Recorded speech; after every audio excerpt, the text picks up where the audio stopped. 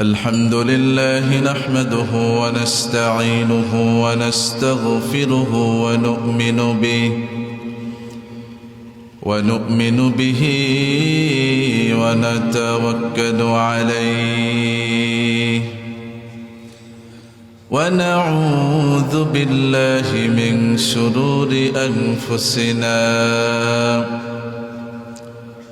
ومن سيئات أعمالنا من يهده الله فلا مضل له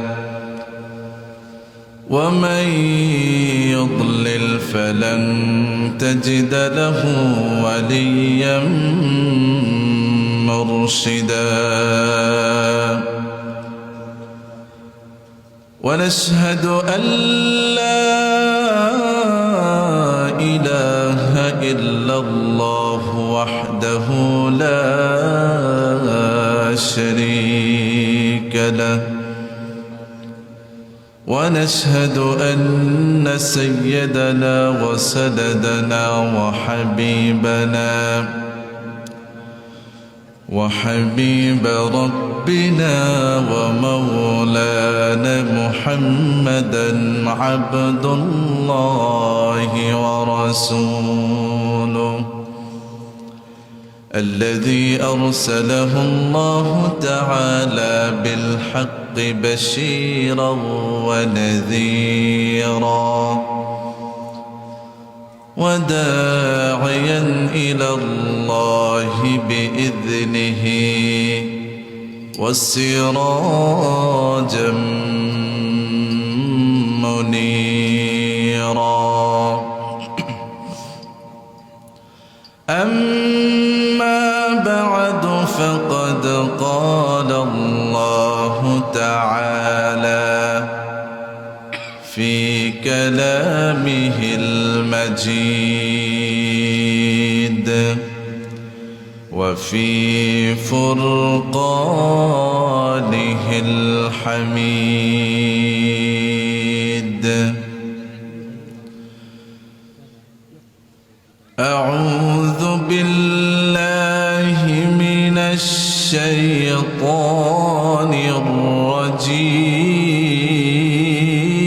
الرجيم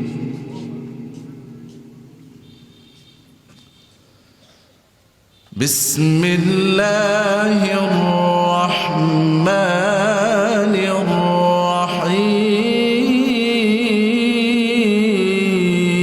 الرحيم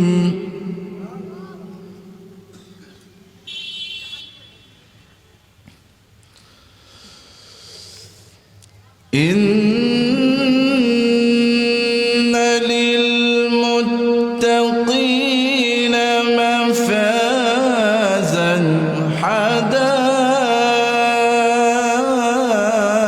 حدائق وأعنابا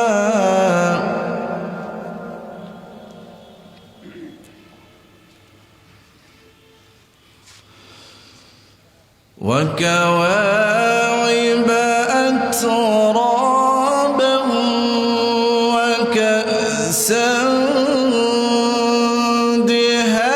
دهاقا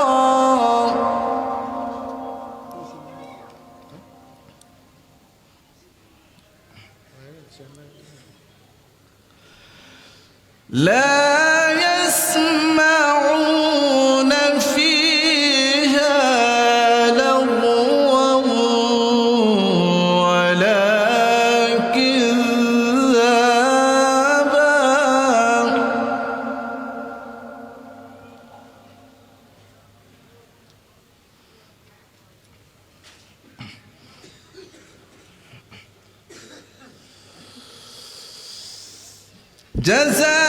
جزاء من ربك عطاء حسابا رب السماوات والأرض وما بينهما الرحمن الله أكبر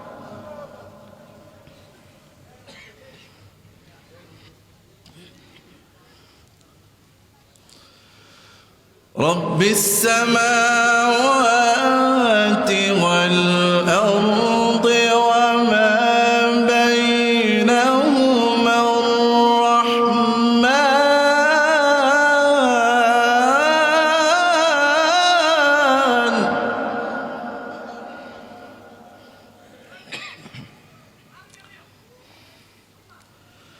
وما بينهما الرحمن لا يملكون منه خطابا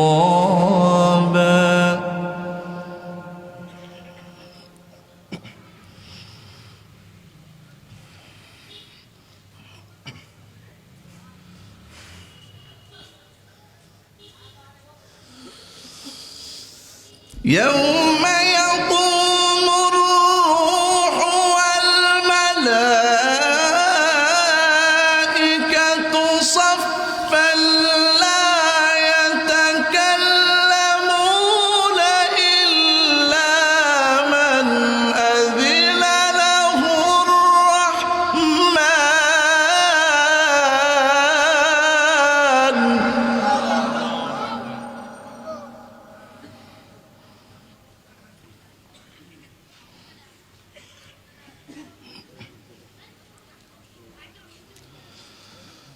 لا يتكلمون إلا من أذن له الرحمن وقال صوابا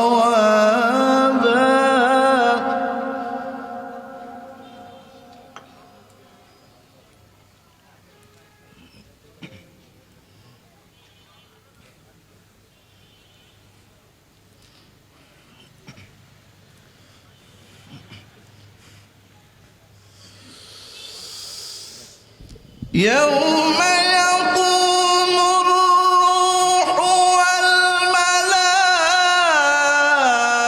والملائكة صفا لا يتكلمون إلا من أذن له الرحمن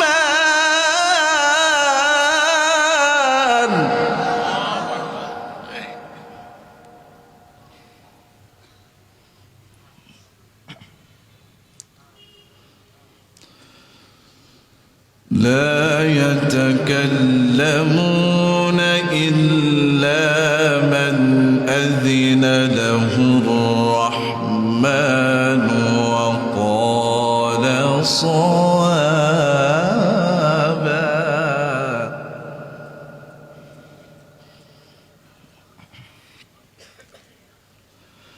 ذلك اليوم الحق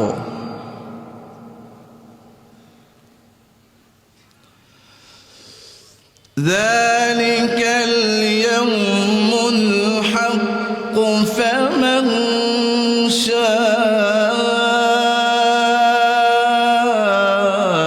شاء اتخذ إلى ربه مآبا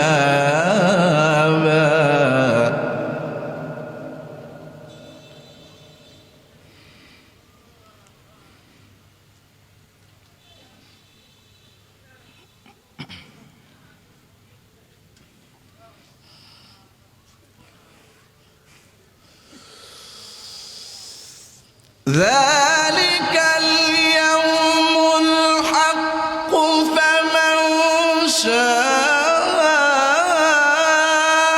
اتخذ إلى ربه مآبا إنا أنذرناكم عذابا قريبا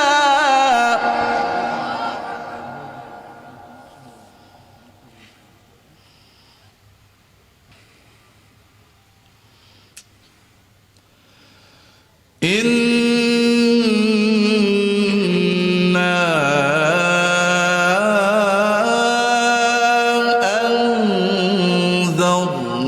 أنذرناكم عذابا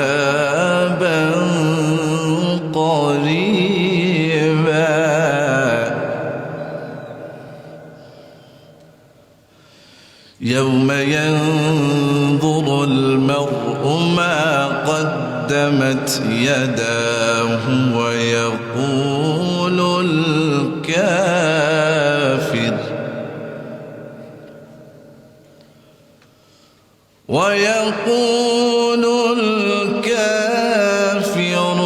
يا ليتني كنت ترابا.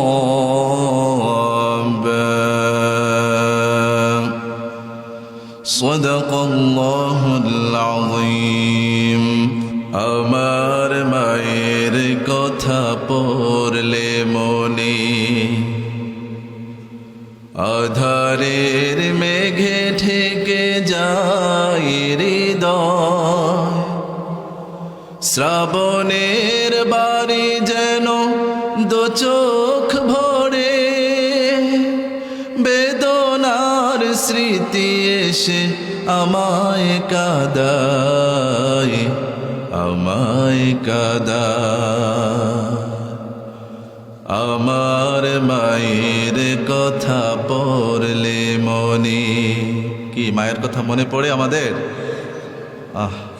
মা যে কি জিনিস, যারা আমরা হারিয়েছি আমরা তারা বুঝতে পারি। আমার মায়ের কথা পড়লে মনে আধারের মেঘে ঢেকে যায় হৃদয়, শ্রাবণের বাড়ি যেন দু চোখ ভরে, বেদনার স্মৃতি এসে আমায় কাঁদায়, আমায় কাঁদায়। মাগো মাগো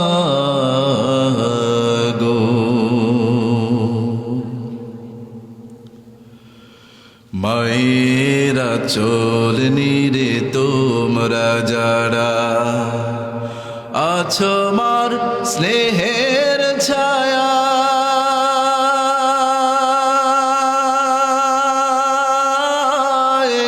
বুঝবে কি করে বলো মা ছাড়ায় জীবন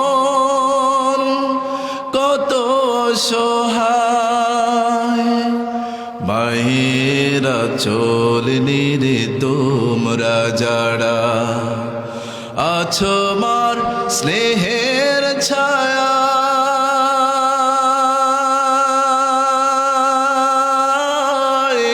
বুঝবে কি করে বলো মা ছাড়ায় জীবন কত অসহায়। মায়ের স্নেহের বুঝি নেই তুলনা, মাগো মাগো আমার মায়ের কথা পড়লে মনে আধারের মেঘে ঢেকে যায় হৃদয়, শ্রাবণের বাড়ি যেন দু চোখ ভরে, বেদনার স্মৃতি এসে আমায় কাঁদায়, আমায় কাঁদায়। মাগো মাগো হে রহমান, তোমার কাছে শুধু এই মোনাজাত, মাকে তুমি ক্ষমা করো দাও উপহার চির জান্নাত। হে রহমান, তোমার কাছে শুধু এই মোনাজাত, মাকে তুমি ক্ষমা করো দাও উপহার চির জান্নাত। স্বার্থবিহীন তো ভালোবাসা দেবে কে মায়ের মতো,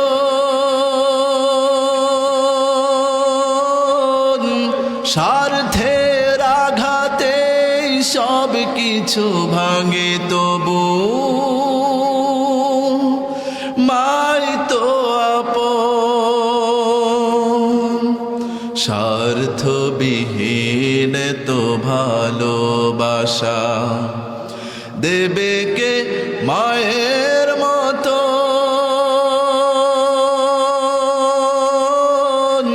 স্বার্থের আঘাতে সব কিছু ভাঙে তবু মাই তো আপন। মায়ের স্নেহের বুঝি নেই তুলনা মাগো মাগো।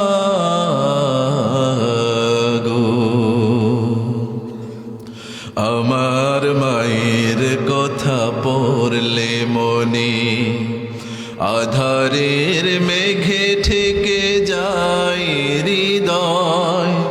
শ্রাবণের বাড়ি যেন দু চোখ ভরে বেদনার স্মৃতি এসে আমায় কাঁদায় আমায় কাঁদায়। মাগো মাগো মাগো মাগো।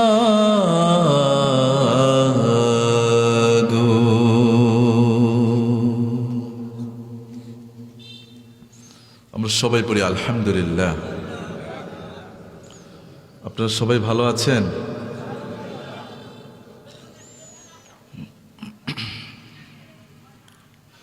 বাংলাদেশের ঐতিহ্যবাহী কুমিল্লা জেলার অন্তর্গত কুমিল্লা শহরের প্রাণকেন্দ্রে পুরাতন চওয়াড়া এলাকাবাসীর উদ্যোগে আজকের এই বার্ষিক ওয়াজ ও দোয়ার মাহফিলে সম্মানিত শ্রদ্ধাভাজন সভাপতি, আপনাদের সকলের প্রিয় মানুষ, মহাব্বতের মানুষ, আমারও খুব মহাব্বতের মানুষ, যিনি যাকে আল্লাহ রাব্বুল আলামিন মনও দিয়েছেন, ধনও দিয়েছেন, যিনি সমাজ সেবক, যিনি মানুষের সুখে দুঃখে যিনি আপ্রাণ চেষ্টা করেছেন এ এলাকাবাসীর জন্য। আপনাদের এলাকার রত্ন আলহাজ হজরত মাওলানা মোহাম্মদ জাহাঙ্গীর আলম, সভাপতি, পুরাতন চওয়াড়া কেন্দ্রীয় ঈদগাহ ময়দান। আমরা আজকের এই মাহফিল থেকে আমাদের মাননীয় শ্রদ্ধাভাজন সভাপতির জন্য দোয়া করছি, আল্লাহ রাব্বুল আলামিন যেন তাকে সুস্থতার সাথে দীর্ঘ নেক হায়াত দারাজ করে দেন। তিনি দ্বীনের জন্য, তার একটি মাদ্রাসা রয়েছেন, দ্বীনি প্রতিষ্ঠান রয়েছেন, আর একটি মহিলা মাদ্রাসা রয়েছেন।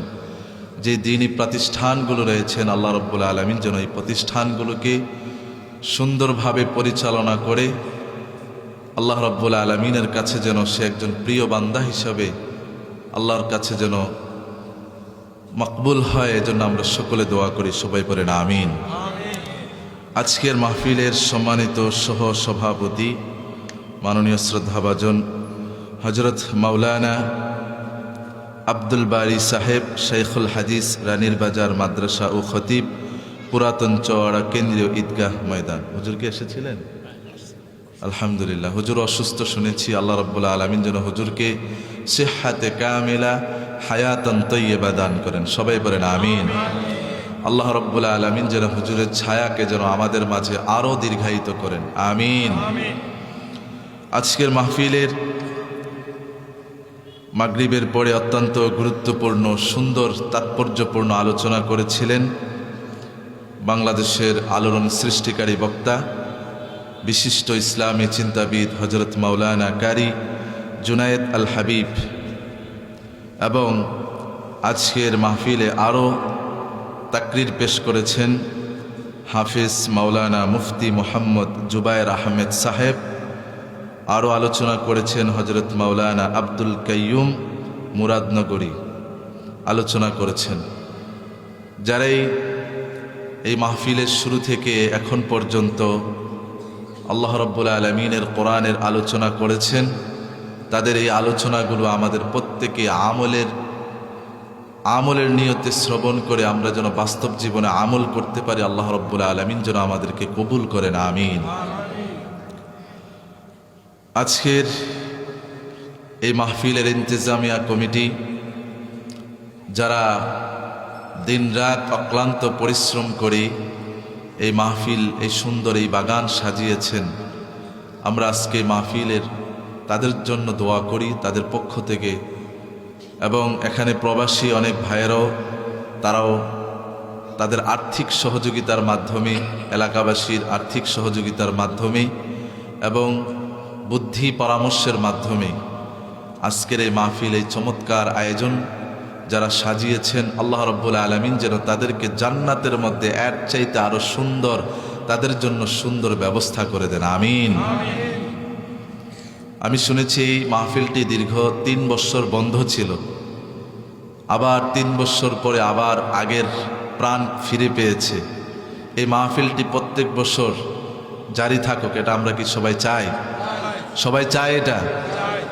তাহলে আমরা যদি এই মাহফিলটি চালু রাখতে চাই, তাহলে আমাদের প্রত্যেকে এই মাহফিলের জন্য সহযোগিতা দরকার, আছে না নাই? এই সহযোগিতাটা হোক আপনার আর্থিকভাবে হোক, আপনার শারীরিক পারিশ্রমিক হোক, অথবা আপনার কোনো বুদ্ধি পরামর্শের মাধ্যমে হোক, আমরা যেইভাবে পারি আমরা এই মাহফিলের জন্য আমরা সহযোগিতা করে যেন এই মাহফিলটা যেন কিয়ামত পর্যন্ত জারি রাখতে পারি।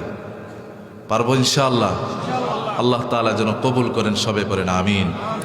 পর্দার অন্তরাল থেকে আমাদের মা বোনেরা শুনছেন এবং আজকের এই মাহফিলের স্টেজে হযরত উলামায়ে কেরাম, আসাতেজে কেরাম, আমার সামনে উপবিষ্ট মুরব্বিয়ানে আযম, যুবক ভাইয়েরা, মাসুম বাচ্চারা, সবাইকে আমার অন্তরস্থল থেকে আবারও সালাম পেশ করছি। আসসালামু আলাইকুম রাহমাতুল্লাহি ওয়া বারাকাতুহু।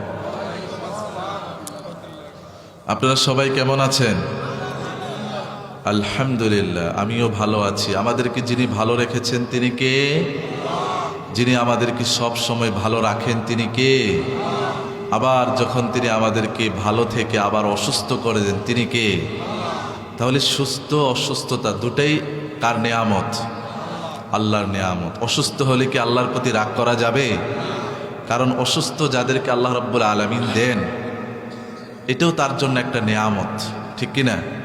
কারণ অসুস্থ হওয়ার পরে সে যদি অসুস্থ থাকা অবস্থায় সে যদি আল্লাহর উপরে ধৈর্য ধারণ করে, আল্লাহকে সন্তুষ্ট করার জন্য যদি সে আল্লাহর উপর ভরসা করে থাকতে পারে, আল্লাহ রাব্বুল আলামিন তাকে সুস্থ করে তার জন্য এমন কিছু সুসংবাদের ব্যবস্থা করে দেন সে কল্পনাও করতে পারে না। বলে আল্লাহু আকবার।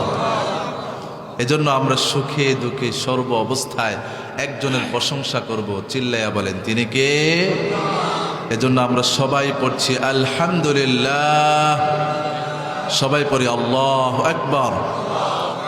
আমার সাথে সবাই পড়েন রব্বানা লাকাল হামদ হামদান কাসীরা তাইয়্যিবা মুবারাকান ফীহি ইয়া রাব্বি কামা ইয়ানবাগি লিজালালি ওয়াজহিক ওয়া আযীমি সুলতানিক। আমরা প্রশংসা করলাম কার? আমরা সব সময় একজনের প্রশংসা করব, কার? দুনিয়ার কোনো মানুষের প্রশংসা করলে আমাদের লাভ হয় না, আমাদের ক্ষতি হয়। কিন্তু আমরা এমন এক আল্লাহ পেয়েছি, ওই আল্লাহর প্রশংসা যদি আমরা করি তাহলে আমরা নিজেরাই লাভবান হই। সুবহানাল্লাহ বলেন। আল্লাহ রাব্বুল আলামিন বলছেন, দুনিয়ার কোনো মানুষ যদি আমার প্রশংসা করে, আমার নিয়ামতের শুকরিয়া আদায় করে, তাহলে আমি রব্বুল আলামিন এই নিয়ামতের শুকরিয়া আদায় করার কারণে আমি তার নিয়ামতগুলো আরো বহু গুণে বাড়িয়ে দেই। পড়ি সুবহানাল্লাহ। এজন্য আল্লাহ রাব্বুল আলামিন আমাদেরকে যেই নিয়ামতগুলো দিয়েছেন, এই নিয়ামতের বর্ণনা, এই নিয়ামতের গণনা আমরা কি চিরকাল মৃত্যুর আগ পর্যন্ত গণে শেষ করতে পারবো? আল্লাহু আকবার। এই যে শরীরের মধ্যে এত সুন্দর এক একটা অঙ্গ প্রত্যঙ্গ দিয়েছেন। যার একটা চক্ষু নাই সে বুঝতে পারে একটা তার চোখের যে কত বড় মূল্যবান, ঠিক কিনা বলেন? যার একটা হাত নাই সে বুঝতে পারে যে তার হাতটা কত মূল্যবান ছিল। যার একটা পা নাই সে বুঝতে পারে তার এই পাটা তার জন্য কত গুরুত্বপূর্ণ ছিল। এজন্য আমরা যারা সুস্থ আছি, এই সুস্থ অবস্থায় অসুস্থতার মর্ম বুঝি না। আমাদের যাদের সব কিছু আল্লাহ রাব্বুল আলামিন দিয়েছেন, আমাদের যে না থাকলে কি হবে এই ফিলিংসটা, এই চিন্তাটা আমাদের নাই। কথা বলেন ঠিক কিনা? প্রিয় ভাইয়েরা, যিনি আমাদেরকে এত সুন্দর করে বানিয়েছেন, এত সুন্দর দেহ গঠন করে আমাদেরকে পাঠিয়েছেন, তিনি কে? এজন্য ওই আল্লাহর জন্য প্রতিনিয়ত শুকরিয়া আদায় করা দরকার আছে না নাই? আল্লাহ রাব্বুল আলামিন বলছেন, দুনিয়ার কোনো মানুষ যদি আমার প্রশংসা করে, আমি রব্বুল আলামিন আরশে আযীমে ফেরেশতাদেরকে নিয়ে আমি তাদের প্রশংসা করি। সুবহানাল্লাহ। এজন্য প্রিয় ভাইয়েরা, আমরা আল্লাহর কাছে আমরা দোয়া করি আল্লাহ রাব্বুল আলামিন যেন আজকের এই মাহফিলকে আমাদের প্রত্যেকের জন্য নাজাতের জরিয়া হিসেবে কবুল করে নেন। আল্লাহ রাব্বুল আলামিন যেন কিয়ামতের ময়দানে, হাসরের ময়দানে এই মাহফিলের উসিলায় যেন আল্লাহ রাব্বুল আলামিন দয়া করে, মায়া করে যেন আমাদেরকে বিনা হিসেবে জান্নাত দিয়ে দেন। সবাই পড়েন আমিন। আল্লাহর জান্নাতে যেতে হইলে আল্লাহর দয়া মায়া দরকার আছে না নাই? আমি আপনি যতই আমল করি না কেন, ওই আমল দিয়ে কি আমরা জান্নাতে যেতে পারবো? যতই আমল করি না কেন, ওই আমল দিয়ে, ওই আমলের হিসাব দিয়ে আল্লাহর কাছ থেকে জান্নাত পাওয়া কশ্চিন কালেও সম্ভব নয়। বনি ইসরায়েলের একজন লোক, তিনি খুব একজন আল্লাহর প্রিয় বান্দা ছিলেন, খুব আল্লাহর একজন ইমানদার বান্দা ছিলেন, এবং তিনি 5 ওয়াক্ত নামাজ পড়তেন, তাহাজ্জুদ সালাত আদায় করতেন, কখনো মানুষের হক মেরে খান নাই, কখনো হারাম পথে যান নাই। যখন তাকে আল্লাহ রাব্বুল আলামিন বলবেন, যাও আজকে আমি তোমার মায়া দিয়ে, দয়া দিয়ে তোমাকে জান্নাত দিয়ে দিলাম, তখন ওই বনী ইসরাইল এই লোকটা বলবে, হে আল্লাহ, আমি তো দুনিয়াতে অনেক নেক আমল করেছি, 5 ওয়াক্ত নামাজ পড়েছি, তাহাজ্জুদ সালাত আদায় করেছি, যাকাত দিয়েছি, মানুষের হক আদায় করেছি, কখনো মানুষের হক মেরে খাই নাই, এতিমের সম্পদ আমি সঠিকভাবে বুঝিয়ে দিয়েছি, কখনো অন্যায়ের কাজের সাথে আমি সম্পৃক্ত হই নাই। হে আল্লাহ, আজকে কেন তোমার দয়া দিয়ে, মায়া দিয়ে আমাকে জান্নাতে যেতে হবে? আজকে তো আমি আমার আমল দিয়ে জান্নাতে যাওয়ার কথা। নাউজুবিল্লাহ বলবেন না? আমার ভাইয়েরা, ওই বনি ইসরাইলের ওই লোকটা যখন আল্লাহর কাছে বললেন, আল্লাহ, আজকে আমি আমার আমল দিয়ে জান্নাতে যেতে চাই, আপনার দয়া মায়া দিয়ে জান্নাতে যেতে চাই না। তখন আল্লাহ রাব্বুল আলামিন ফেরেশতাকে ডেকে বললেন, ও আমার ফেরেশতা, শুনছো নাকি এই ব্যক্তিটা কি বলছে? সে নাকি আজকে তার আমল দিয়ে জান্নাতে যেতে চায়।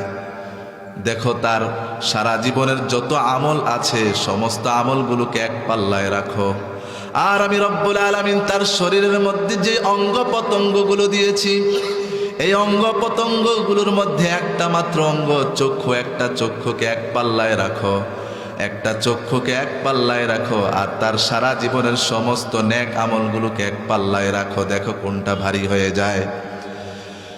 এবার ফেরেশতারা তার জীবনের সমস্ত নেক আমলগুলোকে এক পাল্লায় রাখলেন, আর ওই ব্যক্তির চক্ষুটাকে যখন এক পাল্লায় রাখলেন, এক পাল্লায় রাখার সাথে সাথে মুহূর্তের মধ্যে চক্ষু নামক পাল্লাটা মুহূর্তের মধ্যে ভারী হয়ে গেল। সুবহানাল্লাহ।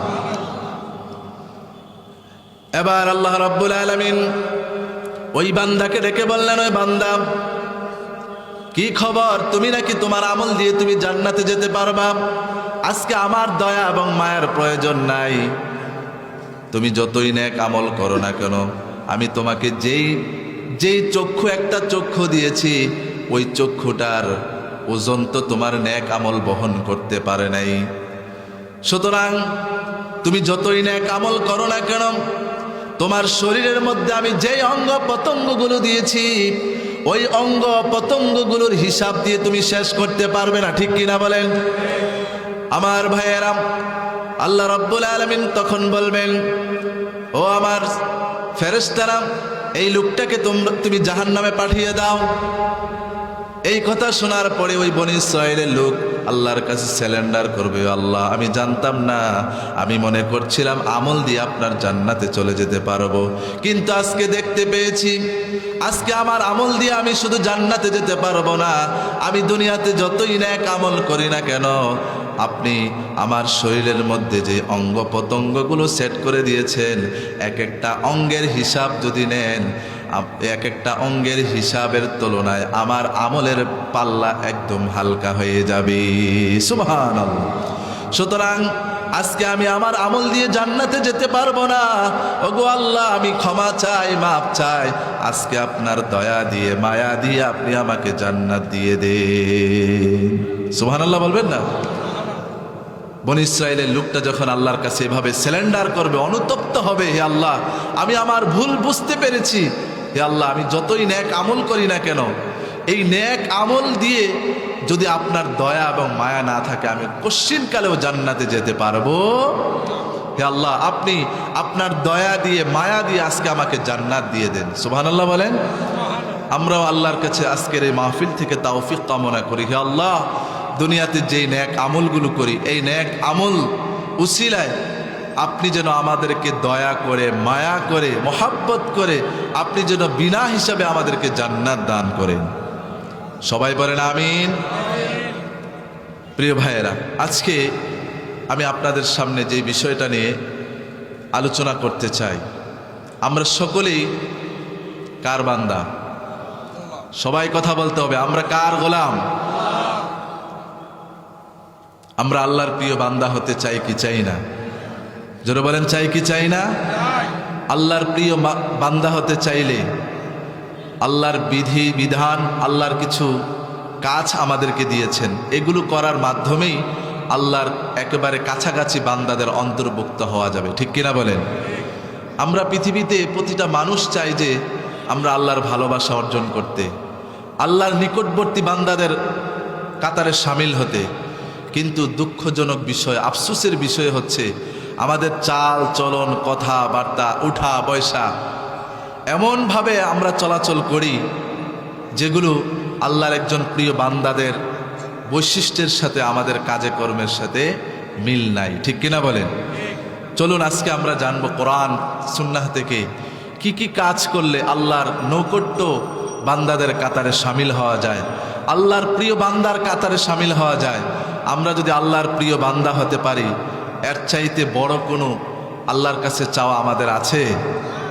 নাই। আমরা দুনিয়াতে যা কিছু নেক আমল করি না কেন কাকে সন্তুষ্ট করার জন্য? আল্লাহকে সন্তুষ্ট করার জন্য, আল্লাহর কাছাকাছি প্রিয় বান্দা হওয়ার জন্য আমরা এগুলো করে থাকি। তা আমরা চলুন আজকে আমরা কোরআন থেকে আমরা জানার চেষ্টা করি আল্লাহ রাব্বুল আলামিনের কি কি কাজ করলে আমরা আল্লাহর নৈকট্য বান্দাদের কাতারে সামিল হতে পারবো। পড়ি ইনশাআল্লাহ। আল্লাহ রাব্বুল আলামিন যেন আমাদের আজকের এই আলোচনা থেকে শিক্ষা নিয়ে আমাদেরকে আমল করার মাধ্যমে আল্লাহর নৈকট্য বান্দাদের কাতারে সামিল করে দেন। সবাই পড়েন আমিন। প্রিয় তাওহীদি জনতা, প্রিয় উপস্থিতি, আল্লাহ কি আমাদের কাছে না দূরে? কথা বলেন, কাছে না দূরে? আল্লাহ আমাদের কাছে। কাছের জিনিস তো দেখা যায়, কিন্তু আল্লাহকে কি দেখা যায়? আল্লাহকে দেখা যায় না। এই যে ধরেন আমার কাছেই আমার সাথে সভাপতি সাহেব বসা আছেন, আমি তাকে দেখছি, এবং পাশে আরেকজন ভাই বসা আছেন, ওনাকেও আমি দেখছি, আপনাদেরকে দেখছি, কিন্তু আল্লাহ রাব্বুল আলামিন তিনি আমাদের কাছে থাকা সত্ত্বেও আমরা তাকে দেখতে পাই না, তারপর আমরা বিশ্বাস করি তিনি আমাদের কাছে আছেন। কথা বলেন ঠিক কিনা? এটাই হচ্ছে ইমানদারের বৈশিষ্ট্য, এটাই একজন ইমানদারের বিশ্বাস। একজন ইমানদার তার রবকে দেখুক বা না দেখুক, সে বিশ্বাস করে তার একজন রব রয়েছেন, তার একজন মালিক রয়েছেন, ওই মালিকের অর্ডার, ওই মালিকের আদেশ তাকে মানতেই হবে। কথা বলেন ঠিক কিনা? আমার প্রিয় ভাইয়েরা, আল্লাহ রাব্বুল আলামিন তিনি আমাদের একেবারে কাছে আছেন, কিন্তু আমরা তাকে দেখতে পাই না, কিন্তু তিনি আমাদেরকে দেখতে পান কি পান না? রব্বুল আলামিন বলেন লা তুদরিকুহুল আবসার ওয়া হুয়া ইউদরিকুহুল আবসার وهو اللطيف الخبير আল্লাহ রাব্বুল আলামিন বলেন, ও দুনিয়ার মানুষেরা শোনো, আমি কারোর দৃষ্টির আয়ত্ত নয়। এই পৃথিবীতে যত মাখলুকাত রয়েছে সমস্ত মাখলুকাতগুলো আমার দৃষ্টির আয়ত্তে। অর্থাৎ দুনিয়ার কোনো মানুষ আমাকে না দেখলেও এই দুনিয়ার সমস্ত মানুষ এবং সৃষ্টি জগতের মধ্যে যত মাখলুকাত রয়েছে সমস্ত মাখলুকাতকে যিনি দেখেন তিনি কে? রব্বুল আলামিন বলেন, ও দুনিয়ার মানুষেরা শোনো, আমি আরশে আজিম থেকে সিদরাতুল মুনতাহার উপরে আরশে আজিম এবং সেখানে কুরসি থেকে বসে এই দুনিয়ার অতল গহ্বরে বন জঙ্গলের মধ্যে একটা ছোট্ট পিপিলিকাও যদি হেঁটে যায়, ওই ছোট্ট পিপিলিকার হাঁটার আওয়াজটা পর্যন্ত আমি আল্লাহ কানে শুনতে পাই। সুবহানাল্লাহ বলবেন না? তাহলে চিন্তা করে দেখেন ওই আল্লাহ আমাদের কতটুকু কাছে। পাহাড় জঙ্গলের মধ্যে একটা ছোট্ট পিঁপড়া যদি হেঁটে যায়, ওই পিঁপড়ার আওয়াজটা পর্যন্ত যিনি শুনতে পান তিনি কে? আল্লাহ। আমার প্রিয় ভাইয়েরা, এই জন্য আল্লাহ রাব্বুল আলামিন তিনি যে আমাদের কাছাকাছি এটা বোঝানোর জন্য আল্লাহ রাব্বুল আলামিন কোরআনুল কারীমের মধ্যে দুইটা আয়াতের মধ্যে দুইটা শব্দ ব্যবহার করেছেন। একটা শব্দ ব্যবহার করেছেন করিব, তিনি নিকটবর্তী। আরেক জায়গায় তিনি বলেছেন আকরাব, তিনি শুধু কাছেই নন, তিনি অনেক কাছে, অধিক কাছে। সুবহানাল্লাহ বলেন।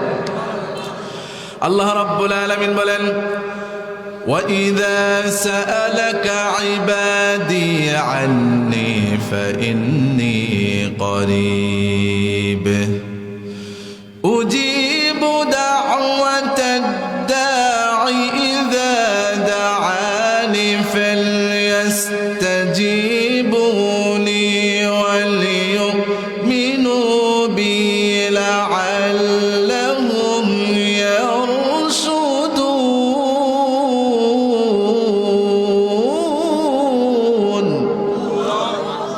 আল্লাহ রাব্বুল আলামিন বলেন, ও দুনিয়ার মানুষেরা শোনো, ও নবী, আপনাকে যখন কোনো মানুষ যখন জিজ্ঞাসা করবে, আমার সম্পর্কে জিজ্ঞাসা করবে আমি কোথায় আছি, আপনি বলেন আন্নী করিব, আমি রব্বুল আলামিন তাদের কাছে আছি। সুবহানাল্লাহ। উজিবু দাওয়াতাদ দাঈ ইযা দাআন। সুতরাং দুনিয়ার কোনো মানুষ যখন আল্লাহকে ডাকে, আল্লাহকে ডাকার সাথে সাথে তিনি জবাব দেন, আল্লাহকে ডাকার সাথে সাথে তিনি জবাব দিয়ে দেন। সুবহানাল্লাহ। তাহলে আয়াত থেকে বোঝা গেল তিনি আল্লাহ রাব্বুল আলামিন আমাদের কাছে। অন্য আয়াতের মধ্যে আল্লাহ রাব্বুল আলামিন বলেন, ওয়া নাহনু আকরাবু ইলাইহি মিন হাবলিল ওয়ারিদ।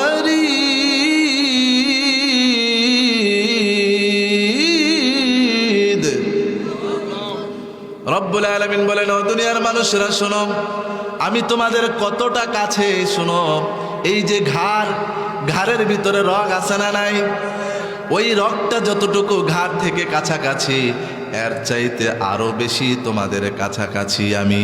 সুবহানাল্লাহ। অর্থাৎ এই দুইটি আয়াত থেকে বোঝা গেল আল্লাহকে আমাদের কাছে না দূরে? কথা বলেন, কাছে না দূরে? কাছে। আমার প্রিয় ভাইয়েরা, আল্লাহ রাব্বুল আলামিন এত কাছে থাকা সত্ত্বেও সে আল্লাহর কাছে চাইতে হলে, আল্লাহর কাছে কোনো কিছু চাওয়ার প্রয়োজন হলে কোনো মিডিয়ার কোনো প্রয়োজন হয়? কোনো অ্যাপয়েন্টমেন্ট লাগে? দুনিয়ার কোনো ডাক্তারের কাছাকাছি যাইতে হলে সেখানে অ্যাপয়েন্টমেন্ট লাগে, ঠিক কিনা বলেন? আগে আগে সিরিয়াল কাটতে হয়। এবং দুনিয়ার কোনো এমপি মন্ত্রীর কাছে যেতে হলে আপনি সরাসরি সেখানে যাইতে পারবেন না, ঠিক কিনা বলেন? সেখানে প্রশাসনিক কর্মকর্তারা আছে না নাই? আছে। অনেক জবাবদিহিতার পরে তারপরে আপনি এমপি মন্ত্রীর কাছে আপনি দেখা করতে হবে। প্রিয় ভাইয়েরা, এই এমপি মন্ত্রী যিনি বানিয়েছেন তিনি কে? তারাও কার গোলাম? আল্লাহর গোলাম। দুনিয়ার কোনো মানুষের কাছে, এমপি মন্ত্রী মিনিস্টারের কাছে যেতে হলে ভায়া প্রয়োজন হয়, মানুষের অ্যাপয়েন্টমেন্ট লাগবে। কিন্তু আল্লাহ রাব্বুল আলামিন যিনি আমাদেরকে সৃষ্টি করেছেন, যিনি আমাদের কাছে এত মূল্যবান, যিনি আমাদের খালেক, যিনি আমাদের সৃষ্টিকর্তা, তার কাছে যাইতে হলে, তার কাছে চাইতে হলে দুনিয়ার কোনো মানুষের ভায়ার প্রয়োজন নাই। তিনি ওই আল্লাহর কাছে দুই হাত তুলে আল্লাহর কাছে চাইলেই আল্লাহ রাব্বুল আলামিন তার ডাকে সাড়া দিয়ে থাকেন। সুবহানাল্লাহ। আমার প্রিয় ভাইয়েরা, আল্লাহ রাব্বুল আলামিন বলছেন, ও দুনিয়ার মানুষেরা শোনো, আমি তোমাদের এত নিকটবর্তী, কোনো মানুষ যখন আমি রব্বুল আলামিনকে ডাকে, আমি রব্বুল আলামিন তোমাদের ডাকে সাড়া দিয়ে থাকি। রাসূল করিম সাল্লাল্লাহু আলাইহি ওয়াসাল্লাম বলেছেন, ফাইন যাকারানি ফি নাফসি যাকারতুহু ফি নাফসি। আমার কোন বান্দা যখন একা একা নীরব স্তব্ধে যখন আমি আল্লাহর কাছে যখন হাত তোলে আমি আল্লাহকে ডাকে, আমি রব্বুল আলামিন আরশে আজিম থেকে ওই বান্দার জন্য একা একা ডাকতে থাকি। আরো জোরে বলেন সুবহানাল্লাহ। ওয়া ইন যাকারানি ফি মালাইন যাকারতুহু ফি মালাইন খায়রুম মিন। আমার কোন বান্দা যখন সমাবেশ করে, এরকম কোরআনের আয়োজন করে, যখন আমার কোন বান্দা যখন আমাকে ডাকে, আমি রব্বুল আলামিন সাত আসমানের উপরে, সাত অর্থাৎ আরশে আজিমের উপরে এই বিশাল বড় ফেরেশতার বহর নিয়ে আমি রব্বুল আলামিন ফেরেশতাদের সমাবেশ করে আমি আমার বান্দাদেরকে ডাকতে থাকি। وَإِن تَقَرَّبَ إِلَيَّ بِشِبْرٍ تَقَرَّبْتُ إِلَيْهِ ذِرَاعًا। আমার কোন বান্দা যখন আমি রব্বুল আলামিনের রহমত কামনায় যখন এক গিবত এগিয়ে আসে, আমি রব্বুল আলামিন ওই বান্দার প্রতি মায়া করে দয়া করে এক হাত এগিয়ে যাই। আরো জোরে বলেন সুবহানাল্লাহ। وَإِن تَقَرَّبَ إِلَيَّ ذِرَاعًا تَقَرَّبْتُ إِلَيْهِ بَاعًا। আমার কোন বান্দা যখন আমার দিকে এক হাত এগিয়ে আসে, আমি রব্বুল আলামিন আমার ওই বান্দার প্রতি দুই হাত এগিয়ে যাই। وَإِنْ أَتَانِي يَمْشِي أَتَيْتُهُ هَرْمَلًا। আমার কোন বান্দা যখন আমি রব্বুল আলামিনের রহমতের দিকে যখন হেঁটে হেঁটে আসে, রব্বুল আলামিন বলছেন আমি আমার ওই বান্দার প্রতি রহমত দিয়ে দৌড়িয়ে দৌড়িয়ে যাই। সুবহানাল্লাহ বলবেন না? আল্লাহু আকবার। আল্লাহ কত সুন্দর করে আল্লাহ রাসূল সাল্লাল্লাহু আলাইহি ওয়াসাল্লাম বলছেন, ও দুনিয়ার মানুষেরা, তোমরা ওই আল্লাহর কাছে চাও, ওই আল্লাহর কাছে রহমত কামনায় যদি তোমরা এক গিবত এগিয়ে যাও, ওই আল্লাহ তোমাদের দিকে এক হাত এগিয়ে যায়। ওই আল্লাহর দিকে যদি তোমরা এক হাত এগিয়ে যাও, ওই আল্লাহ তোমাদের প্রতি দুই হাত এগিয়ে যায়। ওই আল্লাহর প্রতি যদি তোমরা হেঁটে হেঁটে যাও রহমত কামনায়, আল্লাহ রাব্বুল আলামিন তোমাদের দিকে দৌড়িয়ে দৌড়িয়ে তোমাদেরকে ক্ষমা করতে যায়। আল্লাহু আকবার। সে আল্লাহর দয়া এবং মায়া ক্ষমা আমাদের দরকার আছে না নাই? জোরে বলেন আছে না নাই? আছে। প্রিয় ভাইয়েরা, আমরা আজকে কি কাজ করলে আল্লাহর নৈকট্য বান্দাদের কাতারে শামিল হওয়া যায়, আমরা এই বিষয় নিয়ে আমরা দুইটা জায়গা থেকে আমরা কথা বলবো। কয়টা? একটা কোরআন আর একটা হচ্ছে সুন্নাহ। কারণ কোরআন সুন্নাহ ছাড়া আমাদের আর কোনো বাহিরের কোনো দালিলের কোনো কিতাব নাই। এই দুইটা জায়গা থেকে আমাদেরকে জানতে হবে, জেনে আমল করতে হবে, তাহলেই আল্লাহর নৈকট্য বান্দাদের কাতারে শামিল হওয়া যাবে। ঠিক কিনা বলেন? আমরা প্রথমে জানবো কোরআন আমাদেরকে কি বলেছেন, কি কাজ করলে আল্লাহর নৈকট্য বান্দাদের কাতারে শামিল হওয়া যাবে। আমার ভাইয়েরা, আল্লাহ রাব্বুল আলামিন কোরআন কারীমের মধ্যে বলেছেন, কাল্লা লা তুতি'হু ওয়াসজুদ ওয়াকতারিব। ও দুনিয়ার মানুষেরা শোনো, তোমরা আল্লাহর নৈকট্য বান্দাদের কাতারে যদি শামিল হতে চাও, আল্লাহর প্রিয় বান্দাদের কাতারে যদি শামিল হতে চাও, আল্লাহর মহব্বতের বান্দার কাতারে যদি শামিল হতে চাও, তাহলে তোমাদেরকে একটা কাজ করতে হবে। কয়টা? কথা বলেন, কয়টা? আল্লাহ রাব্বুল আলামিন বলছেন, ওয়াসজুদ, সাজদা দাও, ওয়াকতারিব, সাজদা দিলেই তোমরা তোমাদের রবের নৈকট্য বান্দাদের কাতারে শামিল হতে পারবা। আল্লাহু আকবার। তাহলে কোরআন আমাদেরকে যেই প্রেসক্রিপশন দিচ্ছেন, কোরআন আমাদেরকে যে বিষয়টা আমাদেরকে জানাচ্ছেন, তোমরা মাত্র একটা কাজ করো, সাজদা দাও, ওয়াসজুদ ওয়াকতারিব, তোমরা সাজদা দাও আর আল্লাহর নৈকট্য বান্দাদের কাতারে শামিল হয়ে যাও। পর আল্লাহু আকবার। প্রিয় ভাইয়েরা, এই সাজদা এটা কত বড় আল্লাহ রাব্বুল আলামিনের পক্ষ থেকে একটা দামি অর্ডার। এই সেজদা এটি এমন একটি গুরুত্বপূর্ণ একটি কাজ। কোনো বান্দা যখন কোনো ডিপ্রেশনে পড়ে, কোনো বান্দা যখন হতাশ হয়ে যায়, কোনো বান্দা যখন দুঃখের মধ্যে থাকে, ওই দুঃখে অবস্থায়, ডিপ্রেশন অবস্থায় যখন এই কপাল এবং নাককে জমিনের মধ্যে ফেলে যখন আল্লাহর কাছে সেজদার মধ্যে গিয়ে চায়, আল্লাহ রাব্বুল আলামিন বলেন ওই বান্দা সেজদা দিয়ে আমার কাছে যা চায়, ওই বান্দাকে আমি তার চাওয়াকে ফিরিয়ে দিতে আমার বড় লজ্জা লাগে। পড়ি সুবহানাল্লাহ। অর্থাৎ কোনো বান্দা যখন সেজদা দিয়ে আমার কাছে চায়, ওই বান্দাকে ফিরিয়ে দিতে আমি আল্লাহ রাব্বুল আলামিনের বড় লজ্জা লাগে। কিভাবে আমি আমার বান্দাকে ফিরিয়ে দেই? সুবহানাল্লাহ বলেন। আল্লাহ রাব্বুল আলামিন বলেন, ও দুনিয়ার মানুষেরা শোনো, তোমরা যদি আল্লাহর নৈকট্য বান্দাদের কাতারে শামিল হতে চাও, তাহলে তোমাদেরকে সেজদা দিতে হবে। যত বেশি সেজদা দিবা, তত বেশি আল্লাহর নৈকট্য বান্দাদের কাতারে শামিল হয়ে যেতে পারবা। সুবহানাল্লাহ। আমার ভাইয়েরা, এই জন্য আমাদেরকে বেশি বেশি সেজদা দিতে হবে। কার দরবারে? নাকি মাজারে গিয়ে সেজদা দিলে হবে? আমরা দুনিয়ার এমন কিছু পোড়া কপাল মানুষ রয়েছি, এমন কিছু হতভাগা মানুষ রয়েছি, দুনিয়ার কোনো ডিপ্রেশনের মধ্যে আমরা পড়ে গেলে, দুনিয়াতে কোনো কিছু চাওয়ার প্রয়োজন হলে আমরা মাজারে গিয়ে সেজদা গিয়ে পীরের পায়ে সেজদা দিয়ে আমরা চাই। কথা বলেন ঠিক কিনা? আমার ভাইয়েরা, পীরের পায়ে সেজদা দিয়ে মাজারে গিয়ে সেজদা দিলে কি কোনো কিছু পাওয়া যাবে? কথা বলেন, পাওয়া যাবে? যারা এই কথা বিশ্বাস করবে, মাজারে গিয়ে কোনো কিছু চাইলে পাওয়া যাবে, পীরের পায়ে সেজদা দিলে কোনো কিছু পাওয়া যাবে, এই কথা যারা বিশ্বাস করবে, আল্লাহর কসম করে বলি তাদের কোনো ঈমান থাকবে না। ঠিক কিনা বলে?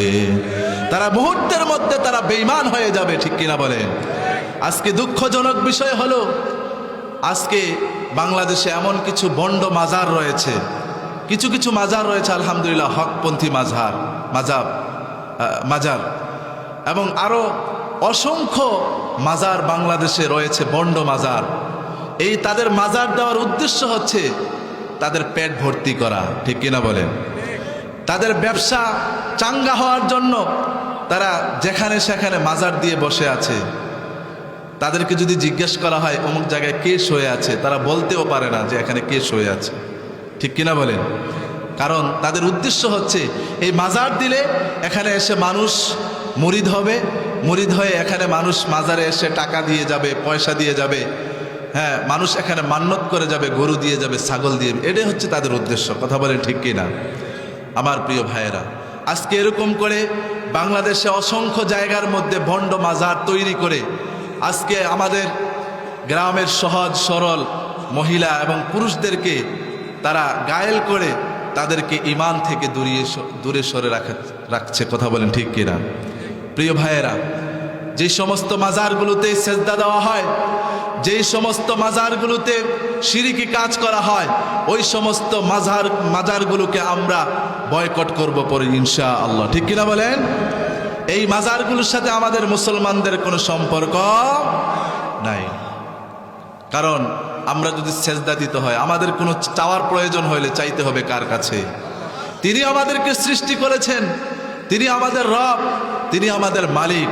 আপনার যদি কোনো কিছু চাওয়ার প্রয়োজন হয়, আপনি চাওয়ার মতো যদি চাইতে পারেন, বিশ্বাস করেন ভাই, আপনি যদি আল্লাহর কাছে চাওয়ার মতো চাইতে পারেন, আল্লাহ আপনাকে কখনো ফিরিয়ে দিবেন না। ঠিক কিনা বলেন? কিন্তু আমরা দুঃখজনক বিষয় হল আমরা চাইতে পারি না।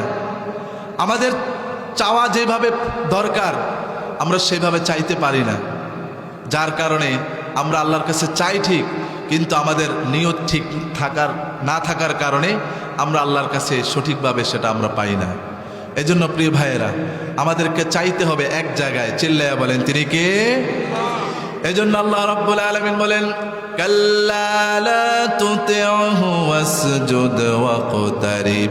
ও দুনিয়ার মানুষেরা, তোমরা যদি আমি আল্লাহর নৈকট্য বান্দাদের কাতারে শামিল হতে চাও, ওয়াসজুদ ওয়াকতারিব, তাহলে সেজদা দাও। সেজদা দিলে আমি আল্লাহর নৈকট্য বান্দাদের কাতারে শামিল হয়ে যেতে পারবা। সুবহানাল্লাহ।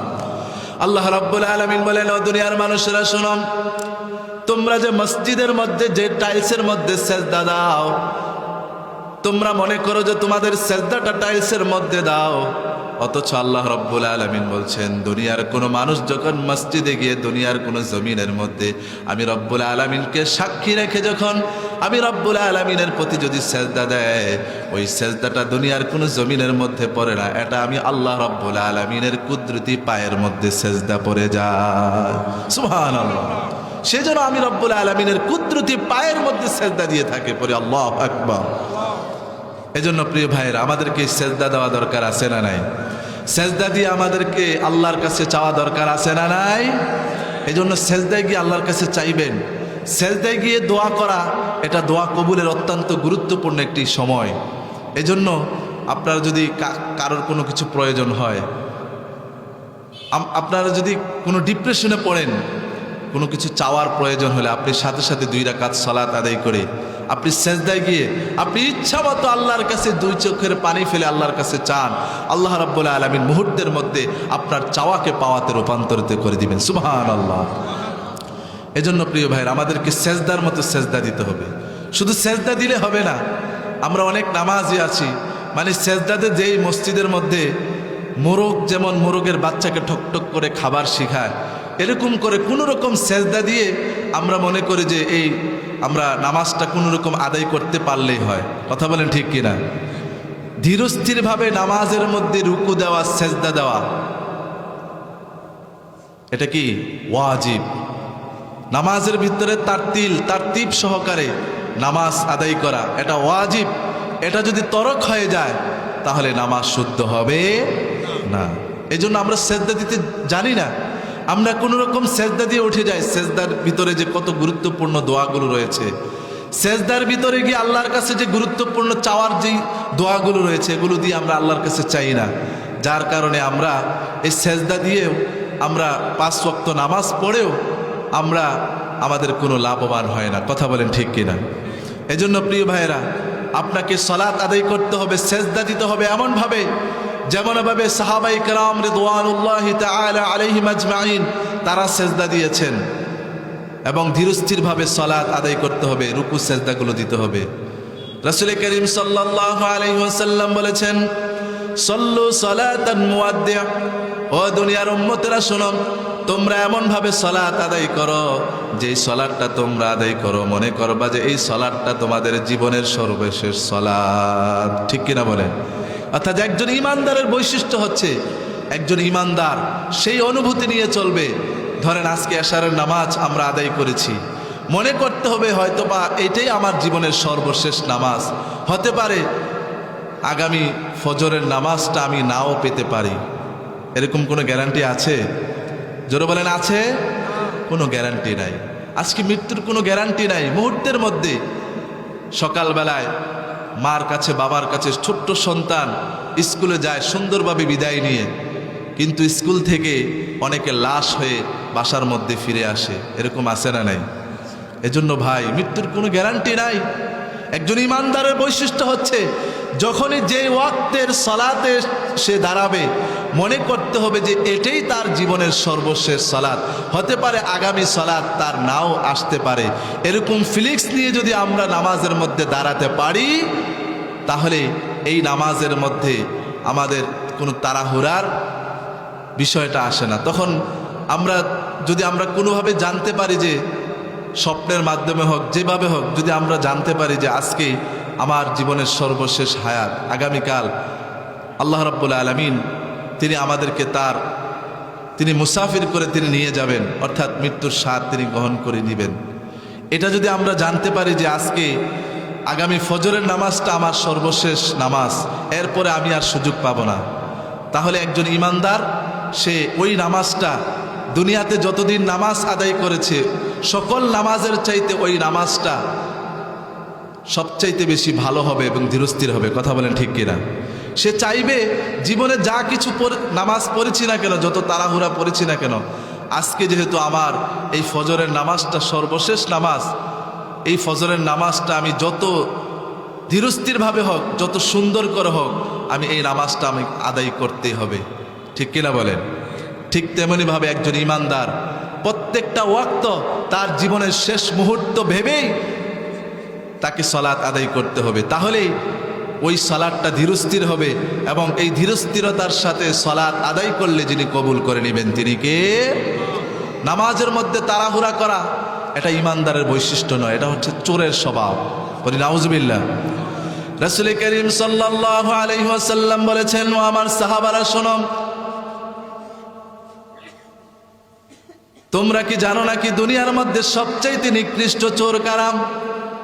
আল্লাহ রাসূল সাল্লাল্লাহু আলাইহি ওয়াসাল্লাম বলেছেন, যে ব্যক্তি নাকি নামাজের মধ্যে চুরি করে সে হচ্ছে দুনিয়ার মধ্যে সবচাইতে নিকৃষ্ট চোর। এবার সাহাবায়ে কেরাম রিদওয়ানুল্লাহি তাআলা আলাইহিম জিজ্ঞেস করলেন, কাইফা ইয়াসরিকুস সালাম?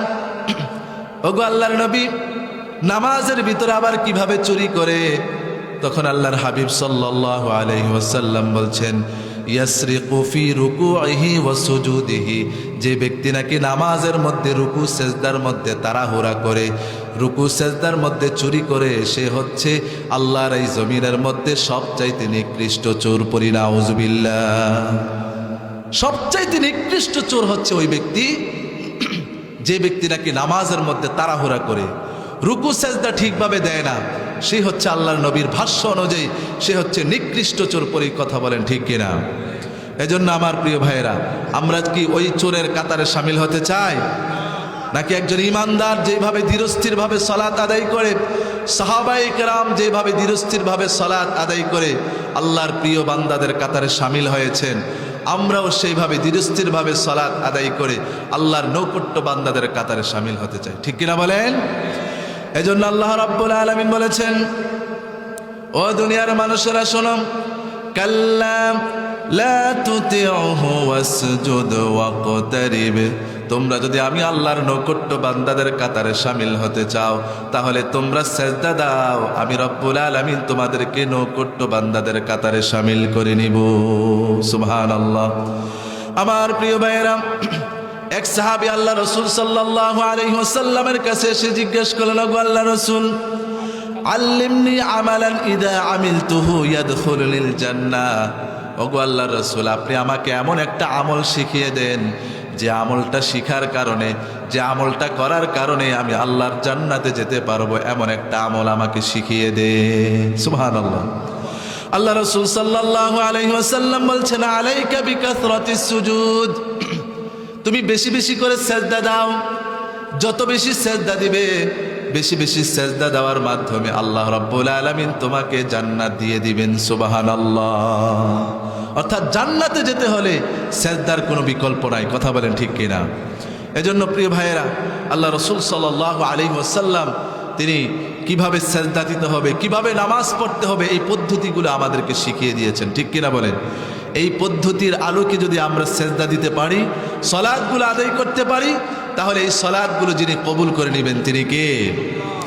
আমার প্রিয় ভাইয়েরা, হাসরের ময়দানে যখন বিচার কার্য ফয়সালা হবে, আল্লাহ রাব্বুল আলামিন তার ইমানদার ব্যক্তিদেরকে বলবেন, ও আমার ইমানদাররা, তোমরা যেভাবে দুনিয়াতে আমি রবকে না দেখে আমি আমার কুদরতি পায়ের মধ্যে সেজদা দিয়েছিলে, আজকে আমি রবের কুদরতি পায়ের মধ্যে তোমরা সেজদায় লুটিয়ে পড়ো।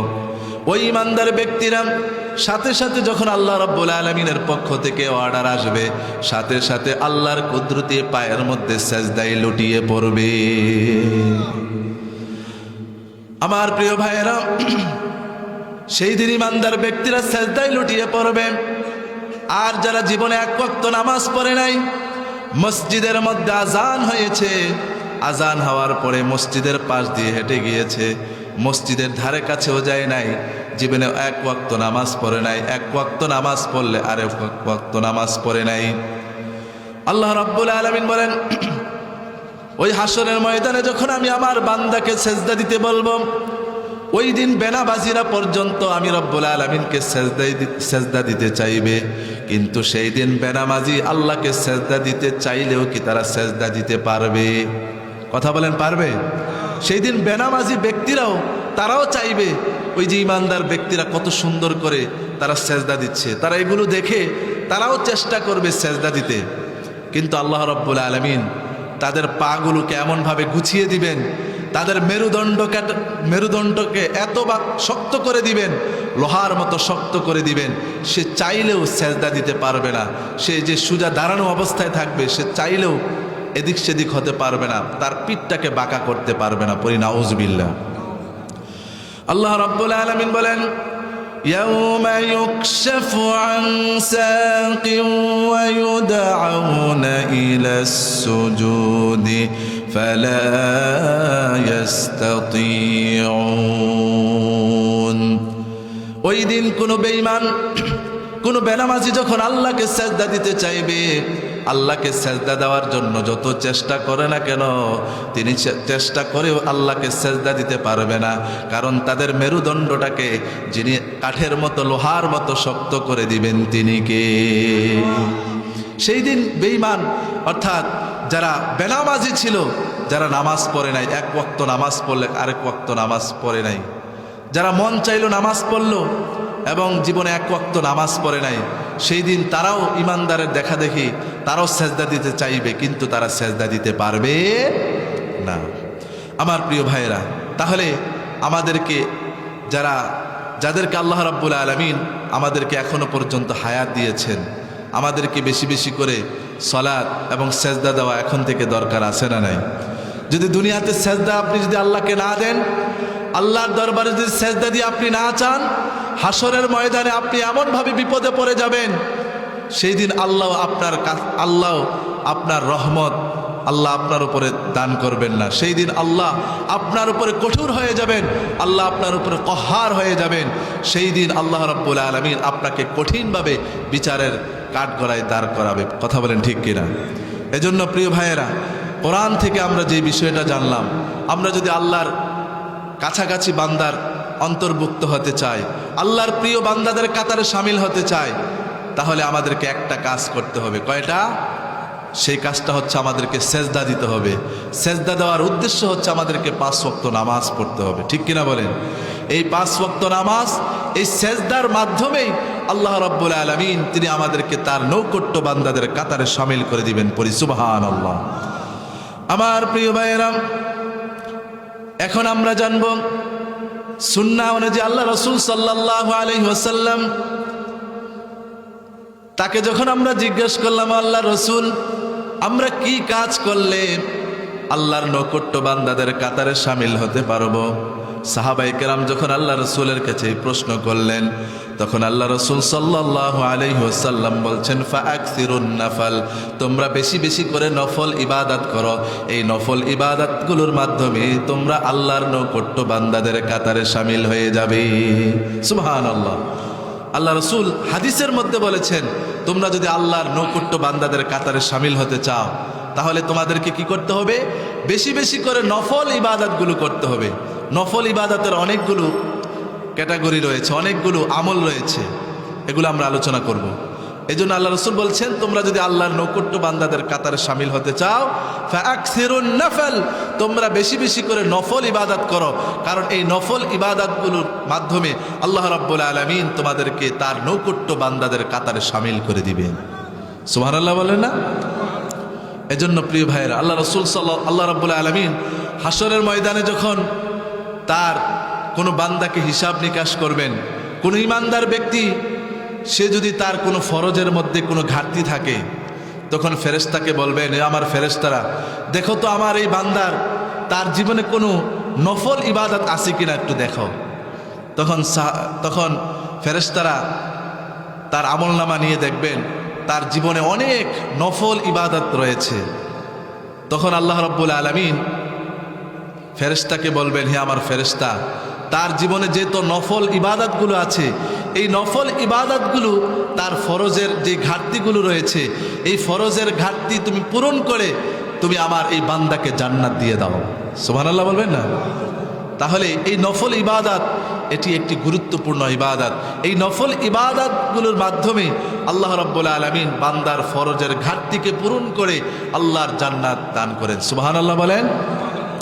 এজন্য প্রিয় ভাইয়েরা, আল্লাহ রাসূল সাল্লাল্লাহু আলাইহি ওয়াসাল্লাম বলেছেন, তোমরা বেশি বেশি করে নফল ইবাদত করো। এই নফল ইবাদতগুলো করার মাধ্যমে তোমরা আল্লাহর নৌকট্য বান্দাদের কাতারে সামিল হয়ে যেতে পারো। সুবহানাল্লাহ।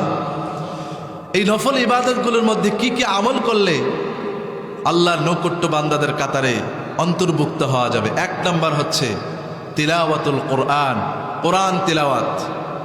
কোরআন তিলাওয়াত এটি একটি নফল ইবাদত।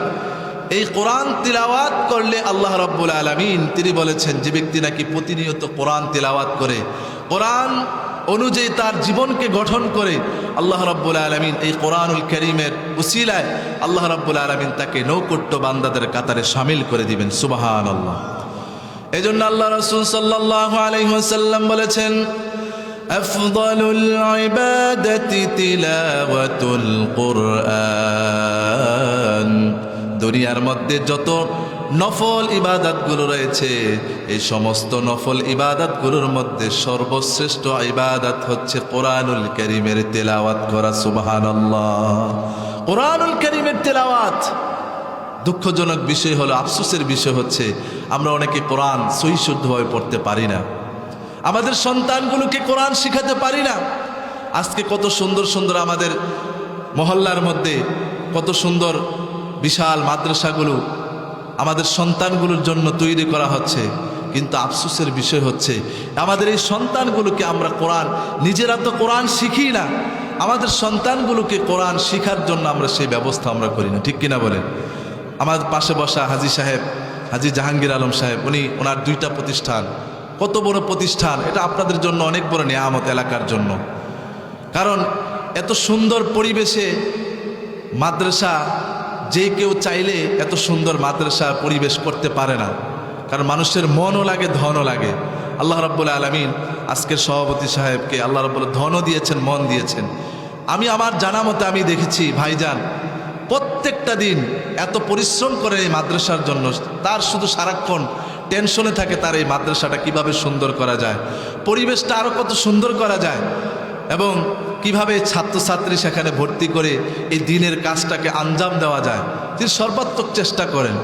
কিন্তু দুঃখজনক বিষয় হলো, আপনার আমার সন্তানগুলোকে আমরা এই সমস্ত প্রতিষ্ঠানগুলোতে দিয়ে আমরা দিনই শিক্ষাগুলো আমরা তাদেরকে করাচ্ছি না। একজন ইমানদার, একজন মুসলমানের জন্য অত্যন্ত গুরুত্বপূর্ণ একটি কাজ হচ্ছে তার সন্তানকে কোরআন শিক্ষা দেওয়া। এটা ফরজ তার জন্য। ঠিক কিনা বলে? আপনি যদি আপনার সন্তানকে কোরআন শিক্ষা না দেন, আপনার সন্তানকে যদি আপনি দ্বীনি শিক্ষা না দেন, কাল কিয়ামতের ময়দানে এই সন্তান, যেই সন্তানের জন্য আপনি বাড়ি করলেন, গাড়ি করলেন, যেই সন্তানের দিকে তাকিয়ে আপনি হালাল হারাম কোনো কিছু আপনি বাছেন নাই, যেখানে পাইছেন দাদারসে আপনি হারাম উপার্জন করেছেন আপনার সন্তানের সুখের জন্য, আপনার সন্তানের একটি বাড়ির জন্য, সম্পদের জন্য, কিয়ামতের ময়দানে আপনি আপনার এই সন্তানকে যদি দ্বীনি শিক্ষা না দিয়ে যান, আল্লাহর কসম করে বলি, আপনি যত ইমানদার হন না কেন, আপনি যত বড় আল্লাহর আবেদ হন না কেন, আপনি আপনার সন্তানকে যদি দ্বীনি শিক্ষা না দিয়ে যেতে পারেন, আপনার সন্তানের ভিতরে যদি কোরআনের জ্ঞান যদি আপনি শিক্ষা না দিতে পারেন, তাহলে এই সন্তান কাল কিয়ামতের ময়দানে আল্লাহর কাছে আপনার জন্য আসামি হয়ে কারণ হয়ে দাঁড়াবে। ঠিক কিনা বলেন? আল্লাহ রাব্বুল আলামিনের কাছে সেই দিন এই সন্তান বলবেন, রব্বানা آتِيهِمْ ضِعْفَيْنِ مِنَ الْعَذَابِ وَالْعَنْهُمْ لَعْنًا كَبِيرًا। ওগো আল্লাহ, আমার এই বাবা দুনিয়াতে থাকা অবস্থায় আমাকে দ্বীনি শিক্ষা দেয় নাই, কোরআন শিক্ষা দেয় নাই। আজকে আমাকে দুনিয়াতে থাকা অবস্থায় জান্নাতের কথা আমাকে বলে নাই, জান্নাতের পথ দেখায় নাই, সঠিক পথ আমাকে দেখায় নাই, যার কারণে আমি আজকে জাহান্নামে যেতে হচ্ছে। ওগো আল্লাহ, আজকে যেহেতু আমাকে জাহান্নামে যেতে হবে, আমি আজকে তোমার কাছে একটা আবদার করে যাই, আমি জাহান্নামে যাব ঠিক, কিন্তু আমি জাহান্নামে যাওয়ার আগে আমি আমার বাবার জন্য দোয়া করছি, আমাকে যতটুকু শাস্তি দিবে তার চাইতে ডবল শাস্তি তুমি আমার বাবাকে দিয়ে দাও। নাউজুবিল্লাহ। একজন সন্তান, যেই সন্তানের জন্য আপনি আপনার জীবনের মায়া, ভালোবাসা সব কিছু উজাড় করে দিয়ে ওই সন্তানের জন্য করছেন, কাল কিয়ামতের ময়দানে এই সন্তান আপনার জন্য আল্লাহর কাছে ডাবল শাস্তি কামনা করবে। এর চাইতে ব্যর্থ বাবা আর কি দুনিয়াতে কেউ হতে পারে? কেউ পারে না। এজন্য প্রিয় ভাইয়ের, এখনই সুযোগ আছে আমাদের, এখনই সময়। যারা আমরা কোরআন নিজেরা পড়তে পারি না, আমাদের সন্তানগুলোকে কোরআন এখনো শিখাতে পারি নাই, আজকে যেই প্রতিষ্ঠানগুলো রয়েছে, এই যে মাদ্রাসা, দারুল উলুম মাদ্রাসা রয়েছে, এই সমস্ত মাদ্রাসাগুলোর ভর্তি করিয়ে আমাদের সন্তানগুলোকে কোরআন শিক্ষা দেওয়া দরকার আছে না নাই? আল্লাহ রাসূল সাল্লাল্লাহু আলাইহি ওয়াসাল্লাম বলছেন, আফদালুল ইবাদাতি তিলাওয়াতুল কোরআন, কোরআন তিলাওয়াতের মতো সর্বশ্রেষ্ঠ নফল ইবাদত আর নাই। সুবহানাল্লাহ বলেন। এজন্য আমার প্রিয় ভাইয়েরা, এজন্য আল্লাহ রাসূল সাল্লাল্লাহু আলাইহি ওয়াসাল্লাম বলছেন, তোমরা বেশি বেশি করে কোরআন তিলাওয়াত করো। এই কোরআনুল কারীম তিলাওয়াত করার মাধ্যমে আল্লাহ রাব্বুল আলামিন তোমাদের ঈমানকে তাজা করে দিবেন। তোমরা যদি কোরআনুল কারীমের তিলাওয়াত করো, এই কোরআনুল কারীমের তিলাওয়াত যখন করো, এই কোরআনুল কারীমের তিলাওয়াত যখন শোনো, এই কোরআনুল কারীমের তিলাওয়াত শুনে শুনে তোমাদের ঈমানকে নতুন করে নবায়ন করো। সুবহানাল্লাহ। আল্লাহ রাব্বুল আলামিন বলেছেন, ইন্নামাল মুমিনুনা আল্লাযীনা ইযা যুকিরাল্লাহ ওয়াজিলাত কুলুবুহুম ওয়া ইযা তুলিয়াত আলাইহিম আয়াতুহু যাদাতহুম ঈমানা ওয়া আলা রাব্বিহিম ইয়াতাওয়াক্কালুন। পরে আল্লাহু আকবার। আল্লাহ রাব্বুল আলামিন বলেছেন, আমার প্রকৃত ঈমানদারের বৈশিষ্ট্য হচ্ছে, যেখানে আল্লাহর জিকির হয়, যেখানে আল্লাহকে স্মরণ করা হয়, আল্লাহকে স্মরণ করা মাত্রই তাদের হৃদয়টা কম্পিত হয়ে যায়, তাদের হৃদয়ের মধ্যে দাগ কেটে যায়, তাদের হৃদয়টা ভূমিকম্পের মতো কম্পন সৃষ্টি হয়। ওয়া ইযা তুলিয়াত আলাইহিম আয়াতুহু যাদাতহুম ঈমানা ওয়া আলা রাব্বিহিম ইয়াতাওয়াক্কালুন। আল্লাহ রাব্বুল আলামিন বলছেন, দুনিয়ার জমিনে কোথাও যদি কোরআনুল কারীমের তেলাওয়াত হয়, কোরআনুল কারীমের তেলাওয়াত শুনে শুনে তাদের ঈমান বৃদ্ধি পেতে থাকে। সুবহানাল্লাহ। একজন ঈমানদারের বৈশিষ্ট্য হচ্ছে এটা, যখনই কোনো কারি সাহেব তেলাওয়াত করবে, এই কোরআনুল কারীমের তেলাওয়াত শুনে শুনে তার ঈমান নতুন করে নবায়ন হবে এবং আল্লাহু আকবার তাকবীরের স্লোগানে সে প্রকম্পিত করবে। পড়ি সুবহানাল্লাহ। আমরা সবাই পড়ি আল্লাহু আকবার।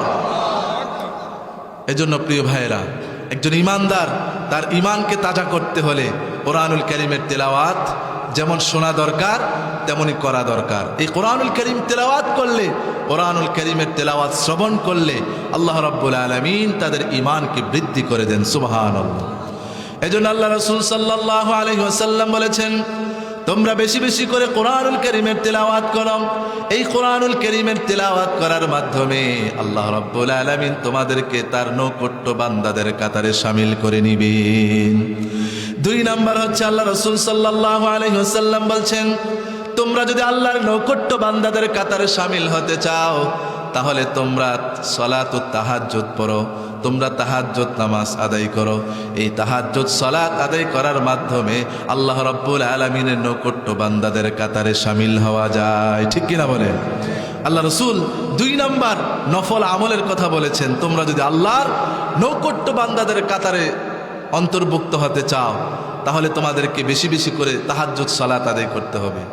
আমরা এখানে কয়জন তাহাজ্জুদ সালাত আদায় করি? ইল্লা মাশাআল্লাহ, কয়েকজন ব্যতীত কয়েকজন রয়েছেন আমরা এখানে প্রতিনিয়ত আমরা সালাতুত তাহাজ্জুদ আদায় করার চেষ্টা করি। আল্লাহ রাসূল সাল্লাল্লাহু আলাইহি ওয়াসাল্লাম বলেছেন, যে ব্যক্তি সালাতুত তাহাজ্জুদ প্রতিনিয়ত আদায় করবে, আল্লাহ রাব্বুল আলামিন তার সম্মান, তার মর্যাদা মাকামে মাহমুদ পর্যন্ত পৌঁছিয়ে দিবেন। সুবহানাল্লাহ। আল্লাহ রাব্বুল আলামিন বলেন, وَمِنَ اللَّيْلِ فَتَهَجَّدْ بِهِ نَافِلَةً لَكَ عَسَىٰ أَن يَبْعَثَكَ رَبُّكَ مَقَامًا مَحْمُودًا। ও দুনিয়ার মানুষেরা শোনো, যারা নাকি তাহাজ্জুদ সালাত আদায় করবে, যারা নাকি প্রতিনিয়ত রাতের শেষ ভাগে যারা নাকি রাতের শেষ রজনীতে সলাতুত তাহাজ্জুদ করার অভ্যস্ত করবে, আল্লাহ রাব্বুল আলামিন তাদের মর্যাদা মাকামে মাহমুদ পর্যন্ত পৌঁছিয়ে দিবেন। সুবহানাল্লাহ। তাদের সম্মান এবং তাদের জায়গা আল্লাহ রাব্বুল আলামিন মাকামে মাহমুদের মধ্যে জায়গা করে দিবেন। সুবহানাল্লাহ। এজন্য আমার প্রিয় ভাইয়েরা, আমাদেরকে তাহাজ্জুদ সালাত আদায় করা দরকার আছে না নাই? 5 ওয়াক্ত নামাজ আদায় করে নাকি আদায় না করে? এগুলো আদায় করে পাশাপাশি আমাদেরকে তাহাজ্জুদ সালাত আদায় করার মতো আমাদেরকে অভ্যাস করতে হবে। আল্লাহ রাসূল সাল্লাল্লাহু আলাইহি ওয়াসাল্লাম বলেছেন, এই শেষ রজনীতে আল্লাহ রাব্বুল আলামিন দুনিয়ার প্রথম আসমানে নেমে এসে তার বান্দাদেরকে ডাকতে থাকেন, আলা মিন মুস্তাগফিরিন আগফিরু লাক। ও দুনিয়ার বান্দারা, কে আছো এই শেষ রজনীতে? দুনিয়ার সমস্ত মানুষ যখন এই নিস্তব্ধ রজনীতে ঘুমিয়ে পড়ে, কে আছো এই মুহূর্তে আমি রব্বুল আলামিনকে ডাকার মতো? কে এমন নিয়ামতপ্রাপ্ত সৌভাগ্যবান বান্দা? কে আছো তাহাজ্জুদ সালাত আদায় করে আমি রব্বুল আলামিনকে ডাকার মতো? আল্লাহ রব্বুল আলামিন বলেন, ওয়াকালা রাব্বুকুম উদউনি আস্তাজিব লাকুম। দুনিয়ার কোন মানুষ যখন শেষ রজনীতে সালাতুত তাহাজ্জুদ আদায় করে আল্লাহ রাব্বুল আলামিনকে ডাকে, আল্লাহ রাব্বুল আলামিন বলেন, ওই তাহাজ্জুদ সালাত আদায় করে ওই মুহূর্তে আমি রব্বুল আলামিনের কাছে হাত তুলে যা চাইবে আমি তা দিয়ে দিব। ওই তাহাজ্জুদ সালাত এটি এমন একটি গুরুত্বপূর্ণ দোয়া কবুলের সময়। আপনি ওই সময় যদি আল্লাহর কাছে যে কোনো বিষয় যদি আপনি আল্লাহর কাছে ইয়াকিনের সাথে ইতমিনানের সাথে আপনি যদি আপনার হৃদয় অনুভূতি প্রকাশ করে যদি আল্লাহর কাছে আপনি চাওয়ার মতো চাইতে পারেন, ওই আল্লাহ আপনাকে কখনো ফিরিয়ে দেবেন না। ঠিক কিনা বলেন? এরপরে 3 নাম্বার হচ্ছে, আল্লাহ রাসূল সাল্লাল্লাহু আলাইহি ওয়াসাল্লাম বলেছেন, তোমরা যদি আল্লাহর নৈকট্য বান্দাদের কাতারে শামিল হতে চাও, তাহলে তোমরা বেশি বেশি করে আল্লাহর কাছে দোয়া করো। কারণ দোয়া এমন একটি গুরুত্বপূর্ণ কাজ, এই দোয়া করার মাধ্যমে আমরা আল্লাহর নৈকট্য বান্দাদের কাতারে শামিল হতে পারবো। ঠিক কিনা বলেন? এজন্য আল্লাহ রাসূল সাল্লাল্লাহু আলাইহি ওয়াসাল্লাম তিনি একটি হাদিসের মধ্যে বলেছেন, ইন্নাল্লাহা হাইয়ুন কারীম। নিশ্চয় আল্লাহ রাব্বুল আলামিন তিনি সম্মানিত এবং চিরঞ্জীব। ইয়াস্তাহি ইযা রাফা'আর রাজুলু ইলাইহি ইয়াদাইহি আই ইউরাদ্দিহিমা সফরান খাইবাতাইন। আমার কোন বান্দা যখন কোনো বিষয়ে চাওয়ার জন্য আমি আল্লাহর কাছে যখন দুহাত তুলে দোয়া করে, আমি আমার ওই বান্দাকে ফিরিয়ে দিতে বড় লজ্জাবোধ করি। আমার কোনো বান্দা যখন আমি আল্লাহর কাছে দুহাত তুলে চায়, আমার বড় লজ্জা লাগে আমার ওই বান্দাকে ফিরিয়ে দিতে। সুবহানাল্লাহ বলেন। এজন্য কোনো কিছু চাওয়ার প্রয়োজন হলে দোয়ার মাধ্যমে চাইতে হবে। কার কাছে? হাত তোলে আপনি আল্লাহর কাছে চান। আপনি দুনিয়ার মানুষের কাছে না চেয়ে আপনি আল্লাহর কাছে ভিখারি হয়ে আপনি আল্লাহর কাছে ফরিয়াদ করেন, হে আল্লাহ আমি আপনার কাছে ভিখারি, আমি আপনার একজন ভিক্ষু। হে আল্লাহ আপনি যদি আমাকে না দেন, আপনি যদি আপনার দরবার থেকে যদি আমাকে ফিরিয়ে দেন, আমার আর কোনো দরবার নাই আপনি ছাড়া। ঠিক কিনা বলেন? আমাদের দরবার একটাই। কার দরবার? কথা বলেন। আমাদের দরবার কয়টা? একটা, এক জায়গায়। সেই দরবারে আমরা চাইলেই চাওয়ার মতো যদি দোয়ার চাইতে পারি, তাহলেই তিনি আমাদেরকে দান করে দিবেন। সুবহানাল্লাহ বলেন। এজন্য আমার প্রিয় ভাইয়েরা, এজন্য চাওয়ার মতো চাইতে হবে। আল্লাহর কাছে হাত তোলে বিনয়ের সাথে চোখের পানি ফেলে আপনি আল্লাহর কাছে অনুতপ্ত হয়ে চান। আল্লাহ রাব্বুল আলামিন আপনাকে আপনার এই চাওয়ার উসিলায় আল্লাহ রাব্বুল আলামিন আপনার মনের আশাগুলোকে পূরণ করে দিবেন। সুবহানাল্লাহ। এজন্য আল্লাহ রাসূল সাল্লাল্লাহু আলাইহি ওয়াসাল্লাম বলেছেন, ও দুনিয়ার উম্মতেরা শোনো, তোমরা যদি আল্লাহর নৈকট্য বান্দাদের কাতারে শামিল হতে চাও, তোমরা বেশি বেশি আল্লাহর কাছে দোয়া করো। কারণ এই দোয়া করার মাধ্যমে তোমরা আল্লাহর নৈকট্য বান্দাদের কাতারে শামিল হতে পারবা।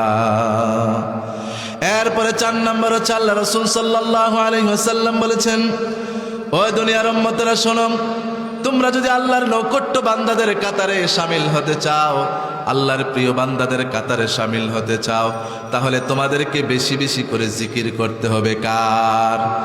কথা বলেন। কার জিকির? নাকি দুনিয়ার কোনো বাবার জিকির করলে চলবে?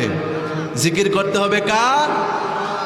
আল্লাহ রাসূল বলেছেন, দুনিয়ার কোনো মানুষ যদি আল্লাহর নৈকট্য বান্দাদের কাতারে শামিল হতে চায়, সেজন্য বেশি বেশি করে জিকির করে। সুবহানাল্লাহ বলেন। আমার প্রিয় ভাইয়েরা, আল্লাহ রাব্বুল আলামিন বলেন الذين آمنوا وتطمئن قلوبهم بذكر الله ألا بذكر الله تطمئن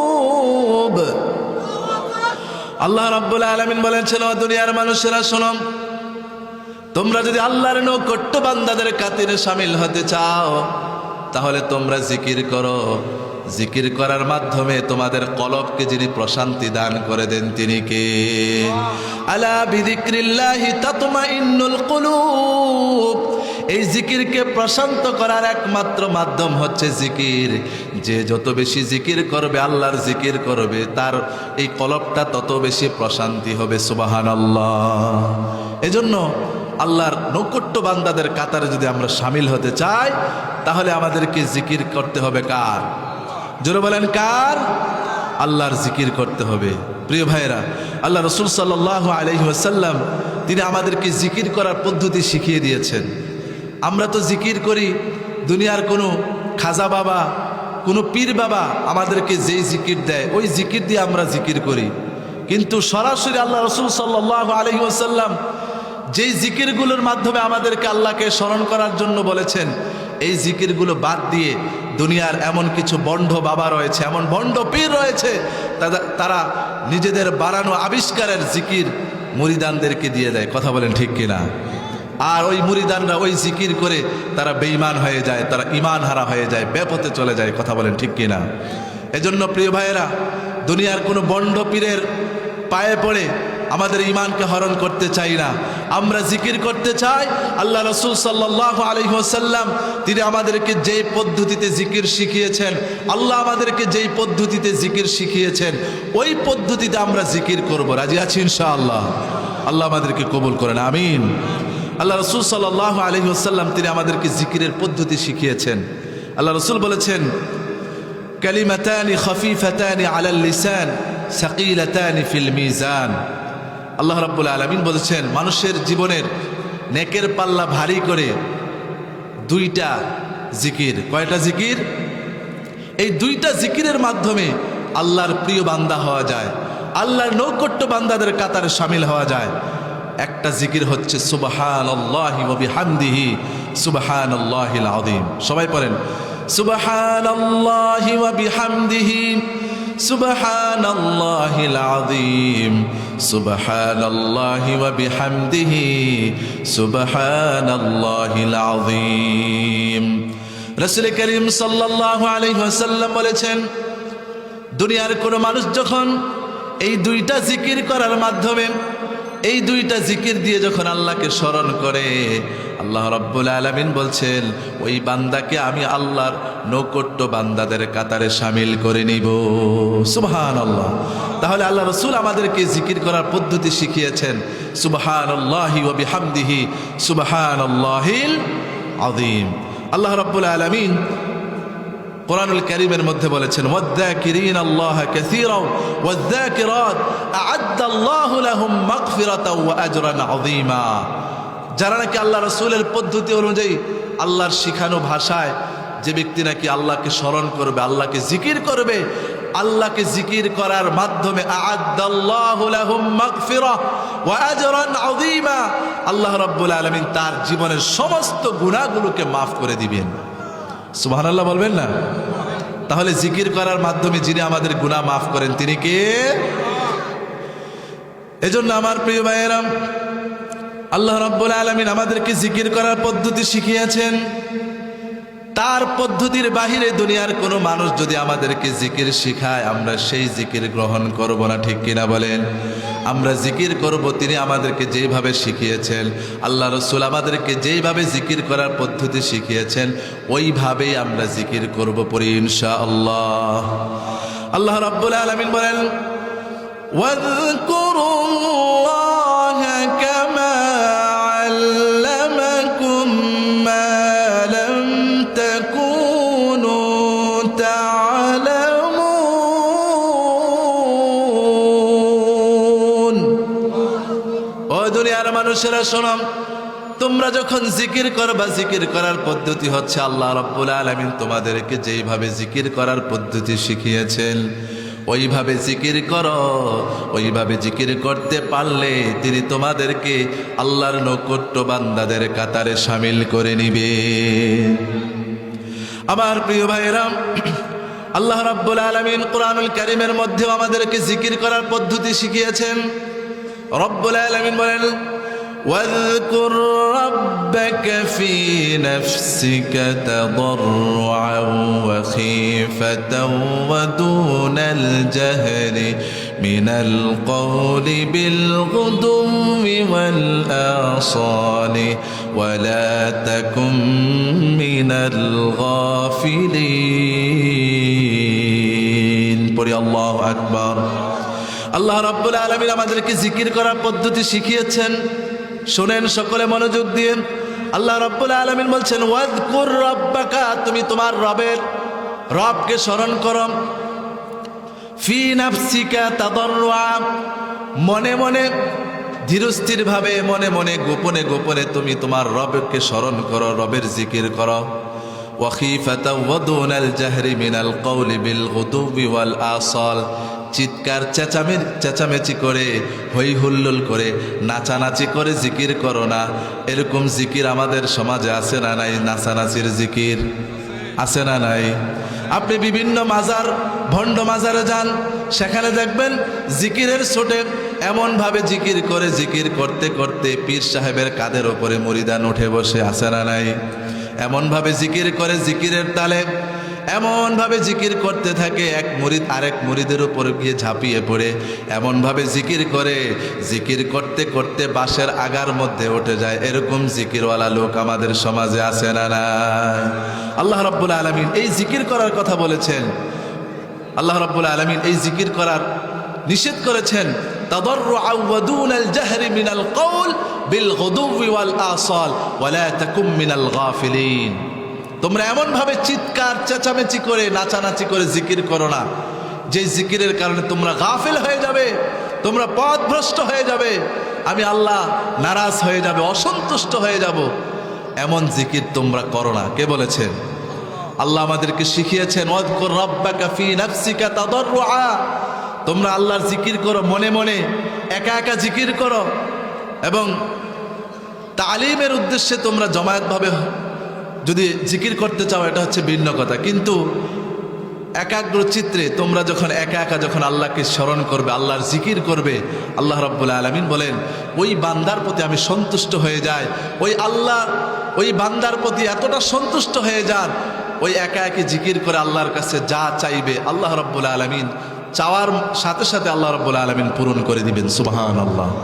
এজন্য প্রিয় ভাইয়েরা, আল্লাহ রসুল সাল্লাল্লাহু আলাইহি ওয়াসাল্লাম আমাদেরকে 4 নম্বর পদ্ধতি শিখিয়েছেন আল্লাহর নৈকট্য বান্দাদের কাতারে শামিল হওয়ার জন্য। 4 নম্বর আমল হচ্ছে আমাদেরকে জিকির করতে হবে এক জনের জিকির। তিনি কে? আল্লাহর জিকির করতে হবে। আল্লাহর জিকির ছাড়া আমরা দুনিয়ার কোনো মানুষ যদি আল্লাহ এবং আল্লাহ রসুলের সুন্নার বাহিরে যদি কেউ যদি নতুন করে আমাদেরকে কোনো জিকির দেয়, ওই জিকির আমরা গ্রহণ করব না। রাজি আছি ইনশাআল্লাহ?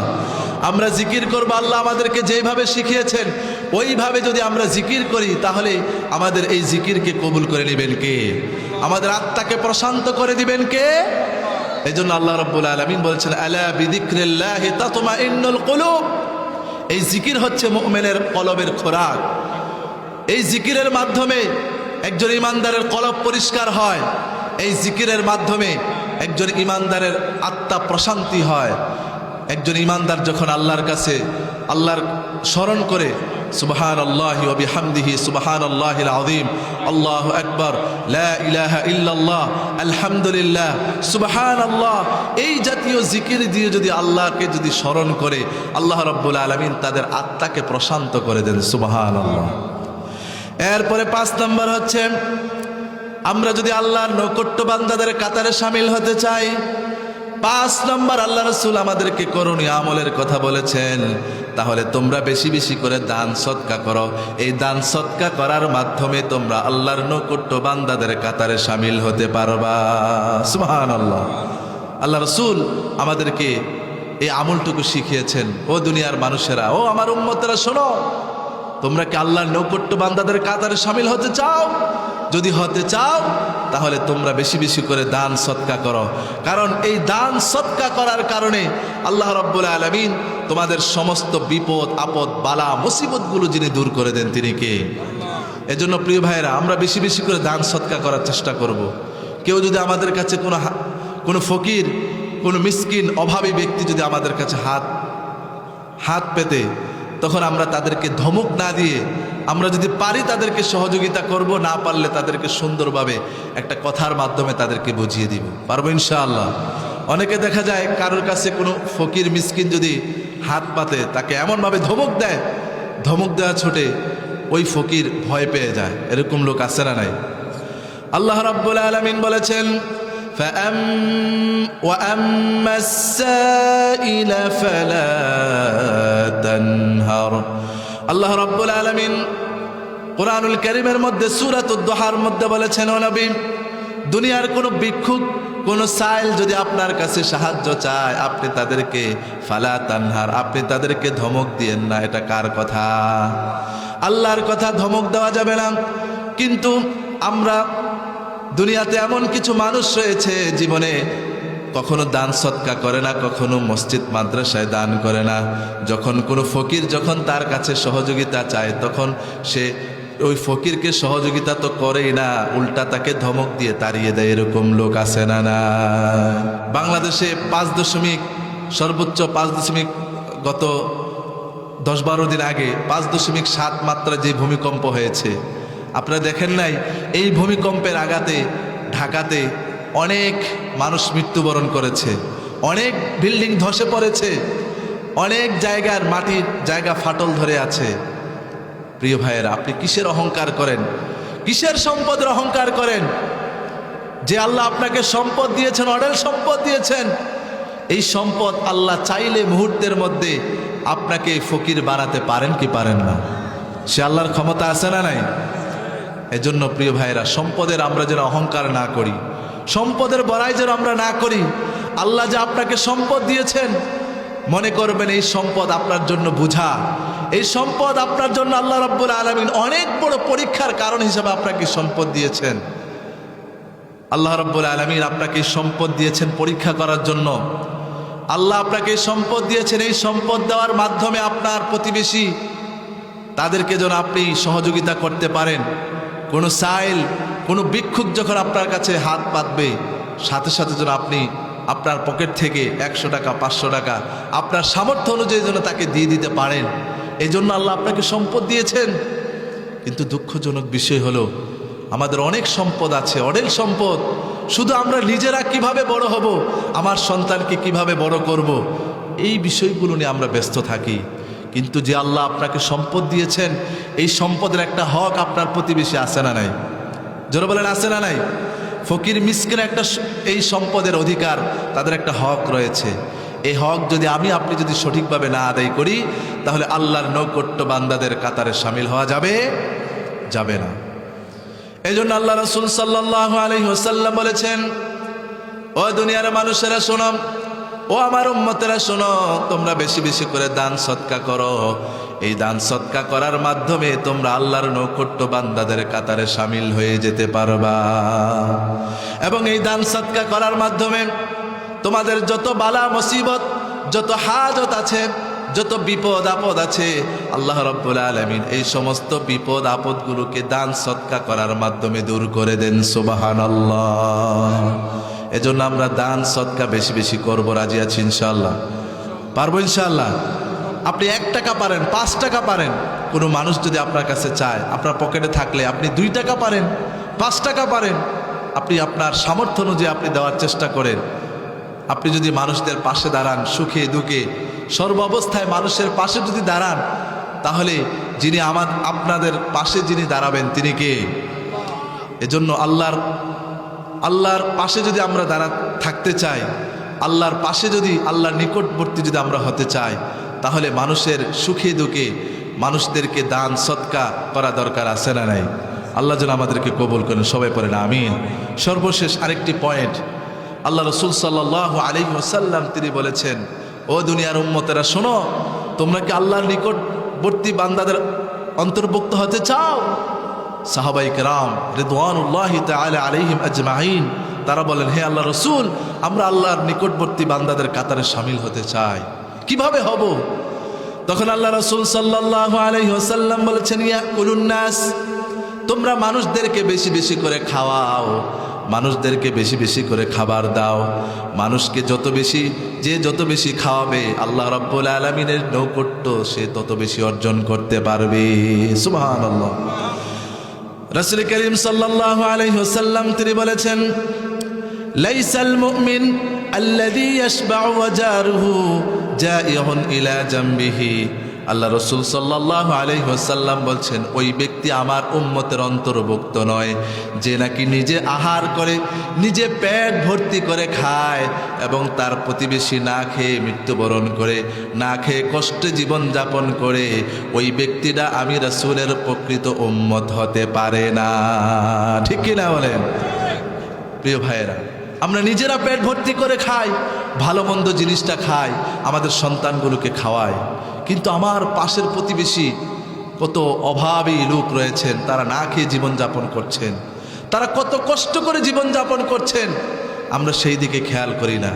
অথচ আল্লাহ রসুল সাল্লাল্লাহু আলাইহি ওয়াসাল্লাম বলছেন, লাইসাল মুমিন, সে আমার উম্মতের অন্তর্ভুক্ত হতে পারে না, সে ঈমানদারের অন্তর্ভুক্ত হতে পারবে না যতক্ষণ না সে নিজে পেট ভর্তি করে খাবে এবং তার প্রতিবেশীকে পেট ভর্তি করে না খাওয়াবে, সে কখনো আমার ঈমানদারের কাতারে শামিল হতে পারবে না। ঠিক কিনা বলেন? এজন্য প্রিয় ভাইয়েরা, রাসূল করিম সাল্লাল্লাহু আলাইহি ওয়াসাল্লাম আমাদেরকে যেই নফল ইবাদতগুলোর কথা বলেছেন, এই নফল ইবাদতগুলো করার মাধ্যমে আমরা আল্লাহর ভালোবাসা, আল্লাহর প্রিয় বান্দাদের কাতারে শামিল হতে পারবো। ঠিক কিনা বলেন? এজন্য আল্লাহ রাসূল সাল্লাল্লাহু আলাইহি ওয়াসাল্লাম 6 নম্বর যে পয়েন্ট আমি আপনাদের সামনে বলেছি, মানুষদেরকে বেশি বেশি করে খাওয়াবেন। মানুষদেরকে খাওয়ালে আল্লাহ আপনাকে রিজিক বাড়িয়ে দিবেন। আমরা মনে করি যে আমাদের ঘরের মধ্যে কোনো মেহমান আসলে আমাদের রিজিক কমে যায়। প্রিয় ভাইয়েরা, এই রিজিকের ফয়সালা কার কাছে? কথা বলেন, এই রিজিকের ফয়সালা কার কাছে? আপনি আগামীকাল কোথায় কখন কি খাবেন আপনি কি জানেন? আপনি জানি আগামীকাল আমি কোথায় খাবো? পৃথিবীতে 5টা জিনিস, এই 5টা জিনিসের খবর আল্লাহ ছাড়া কেউ জানেন না। কয়টা? কথা বলেন, কয়টা?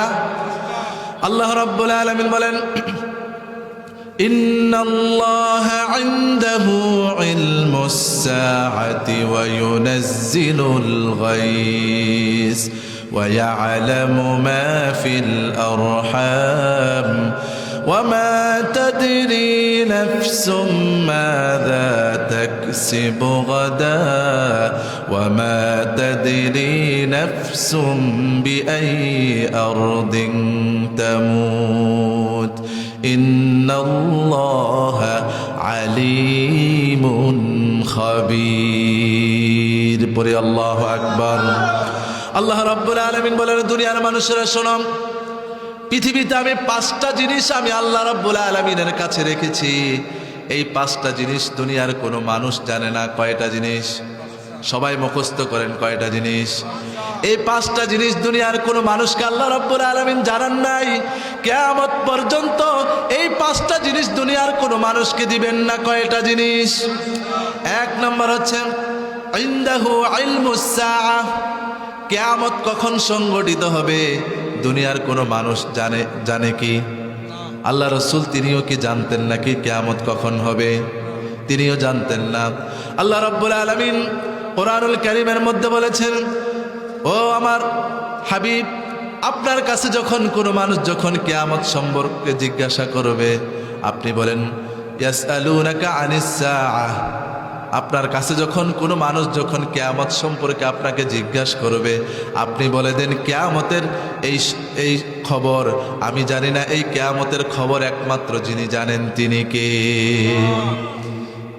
যে রাসূলকে আল্লাহর প্রিয় হাবিব হিসাবে আল্লাহ রাব্বুল আলামিন পরিচয় দিয়েছেন, আল্লাহর একজন প্রিয় বন্ধু হিসাবে, বন্ধুর কাছেও এই কথাটা শেয়ার করে যান নাই, এই কথাটা জানিয়ে যান নাই যে কিয়ামত কখন সংঘটিত হবে। এবং কিয়ামত পর্যন্ত যত মানুষ পৃথিবীতে আগমন করবে কেউ বলতে পারবে না কিয়ামত কখন সংঘটিত হবে। তবে আল্লাহ রসুল সাল্লাল্লাহু আলাইহি ওয়াসাল্লাম কিয়ামতের আগে যে দৃশ্যগুলো হবে, যে আলামতগুলো হবে, এই আলামতের বর্ণনা করে গিয়েছেন। যেই আলামতগুলো আমরা বর্তমান সময়ে আমরা দেখতে পাই, কিয়ামতের অনেক আলামতগুলো আল্লাহ রসুল হাদিসের মধ্যে যে আলামতের কথাগুলো বলেছেন এগুলো হুবহু আমাদের বর্তমান সময়ের সাথে মিলে যাচ্ছে, ঠিক কিনা বলেন? ঘন ঘন ভূমিকম্প হওয়া এবং ঘন ঘন ভূমিকম্প এবং বন্যা, জলোচ্ছ্বাস, ঘূর্ণিঝড়, এই সমস্ত বিপদ আপদ জমিনের পরে একটার পর একটা লেগেই থাকবে, ঠিক কিনা বলেন? এটা কিয়ামতের একটি বড় আলামত। এবং সমাজের মধ্যে জেনা ব্যভিচার বেড়ে যাবে, সুদ ঘুষ বেড়ে যাবে, মানুষের প্রতি আস্থা কমে যাবে, ভালোবাসা কমে যাবে এবং মূর্খের সংখ্যা বেড়ে যাবে। এবং যারা সমাজের মধ্যে মূর্খ ব্যক্তি, ওই মূর্খ ব্যক্তিরা সমাজকে পরিচালনা করার চেষ্টা করবে, কথা বলেন ঠিক কিনা? কিন্তু আজকে যদি আমরা তাকাই, আমাদের দেশের ভিতরে যদি আমরা তাকাই, বিগত যেই ফ্যাসিস্ট সরকার ছিল, বিগত 16 বৎসরে যারা এই দেশের রাষ্ট্রের যেই গুরুত্বপূর্ণ চেয়ারগুলোতে বসা ছিল, এই গুরুত্বপূর্ণ রাষ্ট্রের যেই জায়গাগুলোর মধ্যে বসা ছিল, অধিকাংশগুলো ছিল মূর্খ ব্যক্তি, কথা বলেন ঠিক কিনা? যাদের নাই কোরআন হাদিসের জ্ঞান, যাদের শরীয়তের কোনো জ্ঞান নাই, তারা ওই রাষ্ট্রের গুরুত্বপূর্ণ চেয়ারগুলোতে বসে বসে মানুষের ওপরে যেভাবে চাঁদাবাজি করে, ঘুষ করে, মানুষের ওপরে, নিরীহ মানুষের ওপরে যেভাবে অত্যাচার করেছে, জুলুম করেছে, এটা নিশ্চয়ই কিয়ামতের একটি বড় আলামত, ঠিক কিনা বলেন? প্রিয় ভাইয়েরা, এরকম করে যদি চলতে থাকে আমার মনে হয় কিয়ামত আর বেশি দূরে নয়, ঠিক কিনা বলেন? আজকে আমাদের সমাজের ভিতরে যেভাবে ফিতনা ফাসাদ, যেভাবে আমরা মানুষদেরকে আমরা যেভাবে হ্যায় প্রতিপন্ন করি, যারা সমাজের মধ্যে যারা সম্মানী ব্যক্তি, যাদের চেয়ার যেখানে থাকা দরকার, যাদের সম্মান যেখানে থাকা দরকার, এই সম্মানিত ব্যক্তিদেরকে সম্মানিত না করে যারা সমাজের মধ্যে সবচাইতে অযোগ্য ব্যক্তি, ও অযোগ্য ব্যক্তিদেরকে আমরা সম্মানের চেয়ারে বসিয়ে দিই, কথা বলেন ঠিক কিনা? এটা কিয়ামতের একটি গুরুত্বপূর্ণ আলামত যে শেষ জামানায় এমন একটি জমানায় চলে আসবে, এই রাষ্ট্রের গুরুত্বপূর্ণ চেয়ারগুলোতে সবচাইতে মূর্খ ব্যক্তিরা সেখানে বসে থাকবে। এই মূর্খ ব্যক্তিরা এই সমাজ, এই রাষ্ট্রকে তারা পরিচালনা করবে, কথা বলেন ঠিক কিনা? প্রিয় ভাইয়েরা, আল্লাহ রসুল সাল্লাল্লাহু আলাইহি ওয়াসাল্লাম তিনি আমাদেরকে কিয়ামতের কথা তিনি সুস্পষ্টভাবে বলে যান নাই কিয়ামত কখন সংঘটিত হবে, কিন্তু কিয়ামত যে হবে এই কিয়ামতের কিছু সিমটমস, কিছু আলামত আমাদের সামনে বর্ণনা করেছেন, ঠিক কিনা বলেন? এরপর আল্লাহ রাব্বুল আলামিন বলেছেন, আল্লাহ রাব্বুল আলামিন বলেছেন, ইন্নাল্লাহা ইনদাহু ইলমুস সাআতি ওয়া ইউনাজ্জিলুল গায়স, এবং কোন সময়ে কোথায় বৃষ্টি হবে, এই বৃষ্টির খবর কি দুনিয়ার কোনো মানুষ জানে নাকি? জানি আমরা আগামীকাল কোথায় বৃষ্টি হবে, এই বৃষ্টি কখন কোথায় হবে, এটা এই সম্পর্কে আমরা জানি না। দেখবেন বর্ষাকালে বৃষ্টির সিজনে অমুক এলাকায় বৃষ্টি হয়, আপনি সামনে 10 কাজ এগিয়ে গেলে সেখানে বৃষ্টি নাই। এই খেলা কার? এই ফয়সালা কার? আপনি দেখবেন যে আপনি এখানে বৃষ্টিতে ভিজে যাচ্ছেন, আপনার শরীর, আপনার জামা ভিজে যাচ্ছে, কিন্তু আপনার 10 হাত সামনে গিয়ে দেখবেন যে সেখানে শুকনো এক ফোঁটা পানিও পড়ে নাই। সুবহানাল্লাহ বলেন।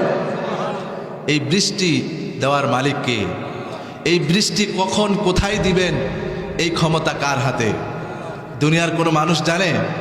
দুনিয়ার কোনো মানুষ জানে না। যদিও আবহাওয়াবিদরা তারা বলেন সম্ভাবনা রয়েছে, অমুক এলাকায় অমুক নাম্বার, এত নাম্বার সিগন্যাল রয়েছে, কিন্তু কেউ কনফার্ম করে বলতে পারে না যে অমুক এলাকায় অমুক জায়গায় তখন বৃষ্টি হবে, কথা বলেন ঠিক কিনা? এরপর আল্লাহ রাব্বুল আলামিন বলেন, ইন্নাল্লাহা ইনদাহু ইলমুস সাআতি ওয়া ইউনাজ্জিলুল গায়স ওয়া ইয়ালামু মা ফিল আরহাম। মায়ের পেটের ভিতরে কোন সন্তান হয়, ওই সন্তান কি ছেলে হবে নাকি মেয়ে হবে, এই খবর যিনি রাখেন তিনি কে? মায়ের পেটের ভিতরে সন্তান কন্যা সন্তান হবে নাকি ছেলে সন্তান হবে, এটা যিনি জানেন তিনি কে? আল্লাহ রাব্বুল আলামিন জানেন। একটা সন্তান পরিপূর্ণভাবে তার দেহ আকৃতি গঠন হওয়ার আগে দুনিয়ার কোনো ডাক্তার পর্যন্ত তারা পরীক্ষা নিরীক্ষার করার মাধ্যমে তারা জানতে পারবে না এই সন্তানটা কি ছেলে হবে নাকি মেয়ে হবে, ঠিক কিনা বলেন? ডাক্তাররা তখনই জানতে পারেন, ডাক্তাররা তখনই বুঝতে পারেন যখন একটা বাচ্চার বয়স যখন মায়ের পেটের ভিতরে 5 মাস 6 মাস অতিক্রম হয়ে যায়, যখন বাচ্চাটা যখন পরিপূর্ণ দেহ গঠন হয়ে যায়, তখনই ডাক্তার জানতে পারে এই বাচ্চাটাকে ছেলে হবে নাকি মেয়ে হবে, ঠিক কিনা বলেন? কিন্তু এর আগে 2 মাস 3 মাসের ভিতরে কোনো ডাক্তার কোনো মানুষ কি কেউ বলতে পারবে কনফার্ম করে তার ঘরের ভিতরে সন্তান ছেলে রয়েছে নাকি মেয়ে রয়েছে? কেউ বলতে পারবে? কেউ পারবে না। ওয়ায়ালামু মা ফিল আরহাম, মায়ের পেটের ভিতরে রেহেমের ভিতরে সন্তান কি রয়েছে এই খবর যিনি রাখেন তিনি কে?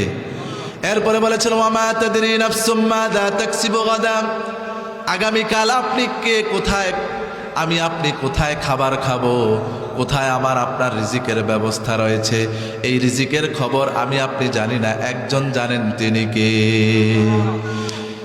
এই জন্য আল্লাহ রাব্বুল আলামিন বলেছেন দুনিয়ার মানুষেরা শোনো, এই রিজিকের খবর তোমরা জানো না, এই রিজিকের খবর একমাত্র আল্লাহ রাব্বুল আলামিন জানেন। ওয়ামা তাদরি নাফসুম বিআইয়ি আরদিন তামুত। 5 নাম্বার হচ্ছে কার কখন কোথায় মৃত্যু হবে এই মৃত্যুর খবরও যিনি জানেন তিনি কে?